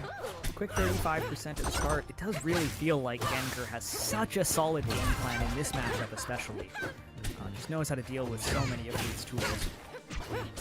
Yeah, and for some of these tools has multiple answers so that Kib doesn't fully know, you know, I do this, Gengar does that. It's like, no, I do this and Gengar might do A, B, or C. Now we're playing multiple choice, and it does show a level of comfortability in this matchup specifically. It's just so hard to deal with. Okay, these empty lands have been getting Gengar a lot here, and the Nair Tipper will take it off of the side. I'm so afraid of those back airs, the forward airs, you know, these empty lands have just been so good in this game 3. Special get up right there. Only 59%. Kib gonna have to find something hopefully meteoric here to pick up a first stock and even this up. Right, couple back airs. Ooh, rolls in on that. Sometimes you think you can make it all the way through Fleet there, but such a big move. Let's reach a little bit before we're behind her. Just outside of grab's distance right there.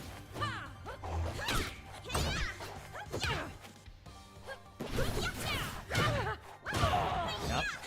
Kib's been so good at covering that fade back to lead again. He has been kind of like fading on to stage and then fading back.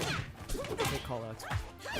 Yep, especially if you are finding the mark with a move like back air and they're fading back with subpar DI, it spells doom and early.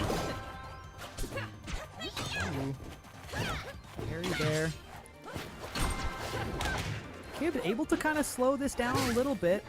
He's playing a good spacing game, but Gengar, I feel like when Gengar gets Kib in the air, it's so scary to land as Fleet. Yeah. A time where being floaty is to your demise, just that slow fall speed, so much to react to. And that was a monumental forward smash to pick up a stock there. Kib's so close on a lot of these edge guards and stuff too. Gengar, oh my, that fade back again.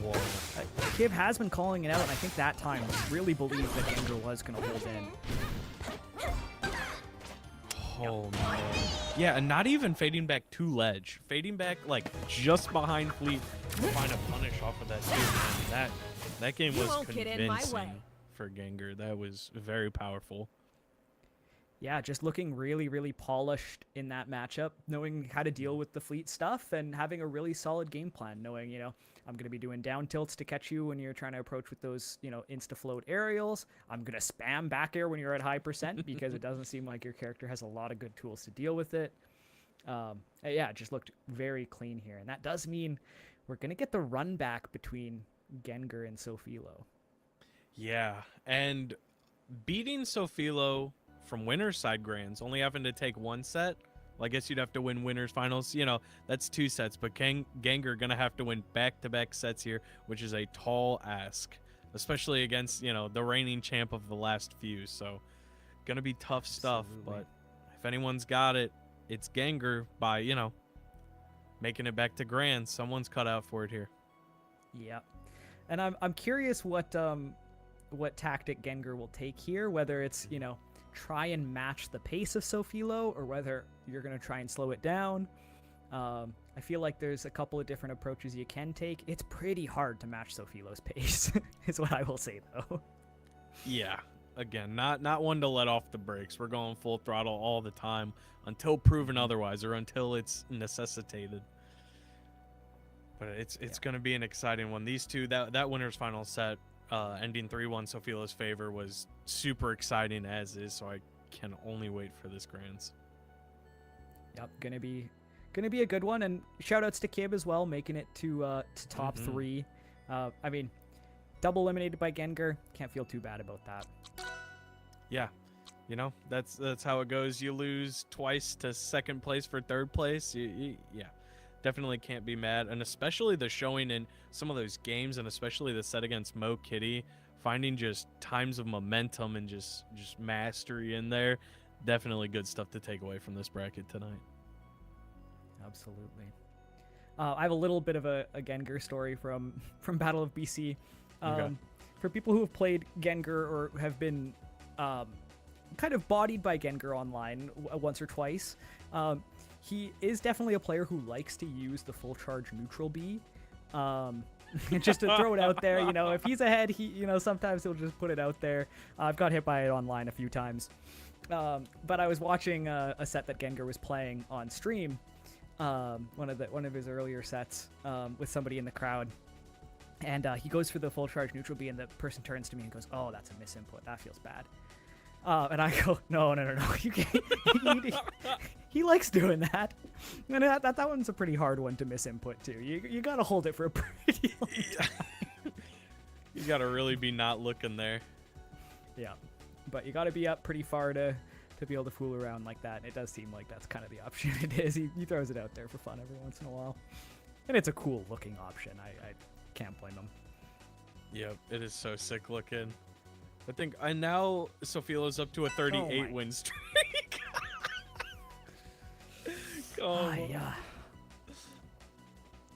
Yeah, who can stop her? You said it best, Notch. I mean, who can stop her? That's going to be the tail going into this, and Gengar, with all the weight of the rest of entrants in this bracket, somebody has got to take her down today. And does anybody have it in them? Gengar, let's see what you got in you.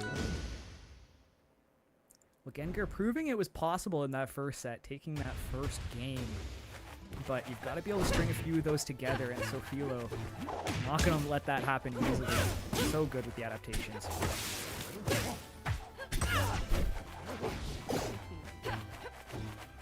And we did see a merchant port from these two. Oh, and we're seeing that weak up air again, just netting so much in these offstage situations. That is just a very good option for Sofilo, netting a lot. Yeah, it really looks like she's doing the weak up air like intentionally to get all of these confirms and to like deal with it just looks so polished. Ooh, hitting the shield, looking like Gengar was going to go high. Whoa, come on, Sofilo. I was just trying to talk about a recovery. So I'll give you something to talk about. It was another one of those weak up. Like, it looks so good. Oh, goes for the back air there. Oh, this is so tough already, the momentum in Sofilo's favor. Gengar gonna try and turn some of it around. Not gonna find it right there. Oh man, and a great tech chase to find the grab, and a better tech chase to find the kill right there. Yeah, so patient on both of those tech chases as well, knowing that she has the reactions to come out. Good parry into that smash. Gonna take that stock back. Oh man, these, like you had said earlier, these shines are just barely missing the mark, and I fear for when it starts hitting consistently, because they are just by a thin margin missing. Yeah, and I mean, I feel like the slight charge, if it's full charge down there, you're dead. God forbid you try and jump to the cover. Oh my goodness, forward air. Sofilo taking that first game very dominantly. That was a very quick first game. Yeah, there was very little time to fit in thoughts from either of us there, because Sofilo was just taking it very quickly. And again, we have, if Gengar hopes to win this bracket, 2 full sets to play right now, and that was a very quick game. Running it back to Aramata, we saw how Gengar felt so comfortable on this stage, so I see where it's coming from. A couple Solid grabs there. I feel like Gengar hasn't been able to get quite as much as Sofilo out of these openings. I don't know if it's Sofilo's DI being really good to get out of these situations, or if it's moving nerves maybe in Grands, but definitely tough. Up throw, up tilt. That's an interesting one. Yep. Representing that parry, you gotta throw it out there, because if you're gonna let the setters do aerial into shine on your shield over and over, you're gonna have a baby. Yeah, just sort of trying to stop the runaway train that can be Zetter pressure at times. Ooh, fast hold to try and get out of the way of that second interference dash or get up attack. Yeah, actually ended up panning out for Gengar a little bit there. Looked bad, but man, it worked out. Down tilt. Wow, aggressive option to get back onto stage there. Good tech into the down B. Oh, trying to find that down smash, but just not finding the mark barely there. And man, what a big F smash. Those weak forward air confirmed. So clean. Right? Cooking up some custom combos there. Yeah, that was about to be something dirty.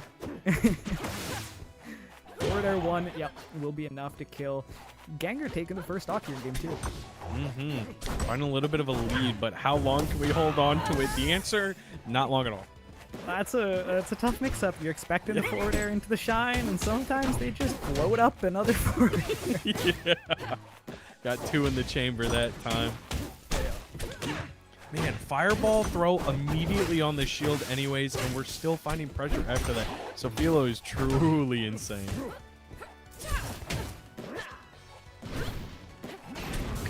Oh, we're up being. I love how much respect Gengar had to put on that up B though. Like, she has just up B straight at him. So like, he can't really take it lightly. Big zipper back air. Oh, I like the weight. Not overextending right there to try and find another up air. Just gonna try and maybe punish the landing. That parry. Oh, come on. That feels disgusting. You gotta be joking, man. Regrab. Up throw, shine, weak up air, regrab. Sofilo said, hold up, guys. I gotta brag it. Here. What a tech. What a coverage. Oh, my goodness. There's layers to this. Sofilo's got one priority, and it's getting back to either ranked or casual to improve that win streak. She's going for 50. She's going for 100. I don't know. At this point, who's going to stop her? Alright. Center stage for Gengar. But again, we are just throwing a point-blank fireball and still finding pressure after that. Who does that? Her name's Sofilo. Oh, that F smash very close to connecting. Gengar. Oh my goodness, just holding down. Oh, I wonder what Gengar was waiting for there. Maybe expecting like a crouch cancel on something, or was just trying to react maybe, but tough. I was also curious. Yeah.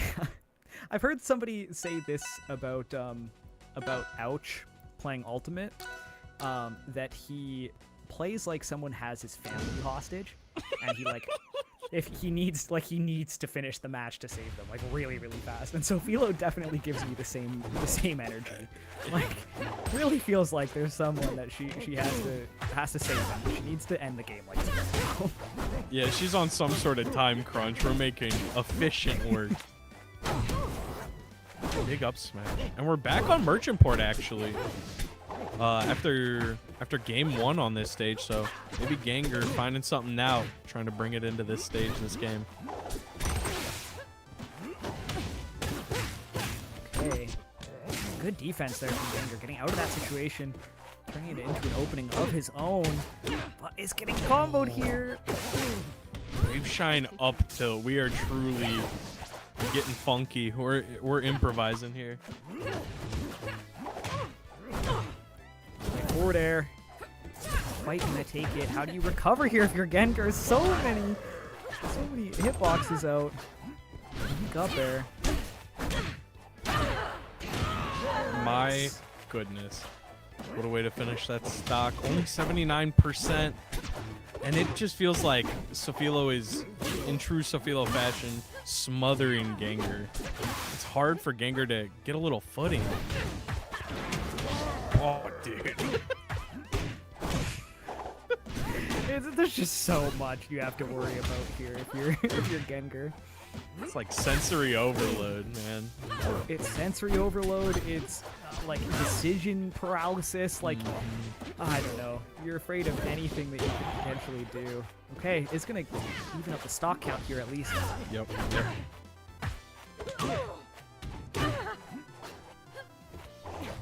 And the other, Sofilo is just swinging incredibly confidently.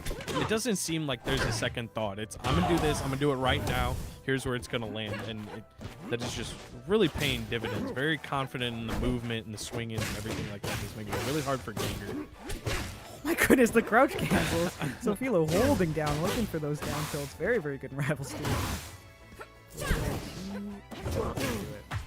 Well, going the reverse way, not what you want if your name's Gengar. Oh my goodness, that up air almost covering that whole platform. Yep. Oh my goodness. Everything everywhere all at once right now coming out of this center burn. This is looking difficult. Shine, up tilt. Oh. Okay, Gengar holding on. This is his last tournament stock, and he needs to make it count here to stay alive, and it is just going to be that patented up throw forward air. Seems very good on clarity. He has a whole lot of options to get for that, so Sofilo will take another hop-on grand finals. Yes, the crown still sits upon her head going into another week. Anybody who wants to try and dethrone, you're going to have to wait. Yep, it's tough, but you know, there is always next week for that. But yeah, crazy set between those two players. Big shout outs to Gengar as well. Just such a consistent player. Oh yeah. You know, tough to come up against Sofilo in grands, but you know, great showing there still from Gengar. Absolutely, a lot of good stuff going in, and a crazy top 8. I feel like all of the sets we had tonight were absolute bangers. There were some crazy sets we got tonight. We're getting spoiled up here. Absolutely, some good character variety too, which is always nice to see. Absolutely. But always. Before we close out here, we do have a couple things to talk about with you guys real quick. We do have a really cool event coming up at SFU here in Vancouver called Peak Pressure. Super nice venue. SFU has a gorgeous campus. There's always some nice views. They've got Rivals 2, they've got Ultimate, they've got Melee. That event happens on May 3rd. Make sure to sign up soon. Early bird ends on April 17th. Also, don't forget, we got Hop on Rivals next week again. You know, every week. Someone's got to dethrone Sofilo. So make sure you're signing up. PNW region locked. And we'll see all of you next week for that. All right. And then, as we had announced at the start of Top 8, this is the Washington State PR. It's awesome to have the kind of a place to showcase this alongside a bracket. And we did see some of these players in bracket today, Kasai and Gengar, in that Top 8. But honestly, everyone on this list I've watched play and have had a lot of fun watching play. So shout outs to everybody who made that PR. All right. And I just want to say thank you, Notched. It was a blast commentating with you. We haven't commentated together before, but I had a lot of fun. So thanks for being fun to commentate with. Anything else you have to say before we close out? Yeah, no, I appreciate it. It was some good sets, some good commentary between the two of us. Shout out to everyone who makes this possible. Shout out to Hop On, all the people who run this, you know, schedule this, production, commentary, everything like that. So thank you all for another great opportunity. And other than that, we'll see you next Monday. Awesome.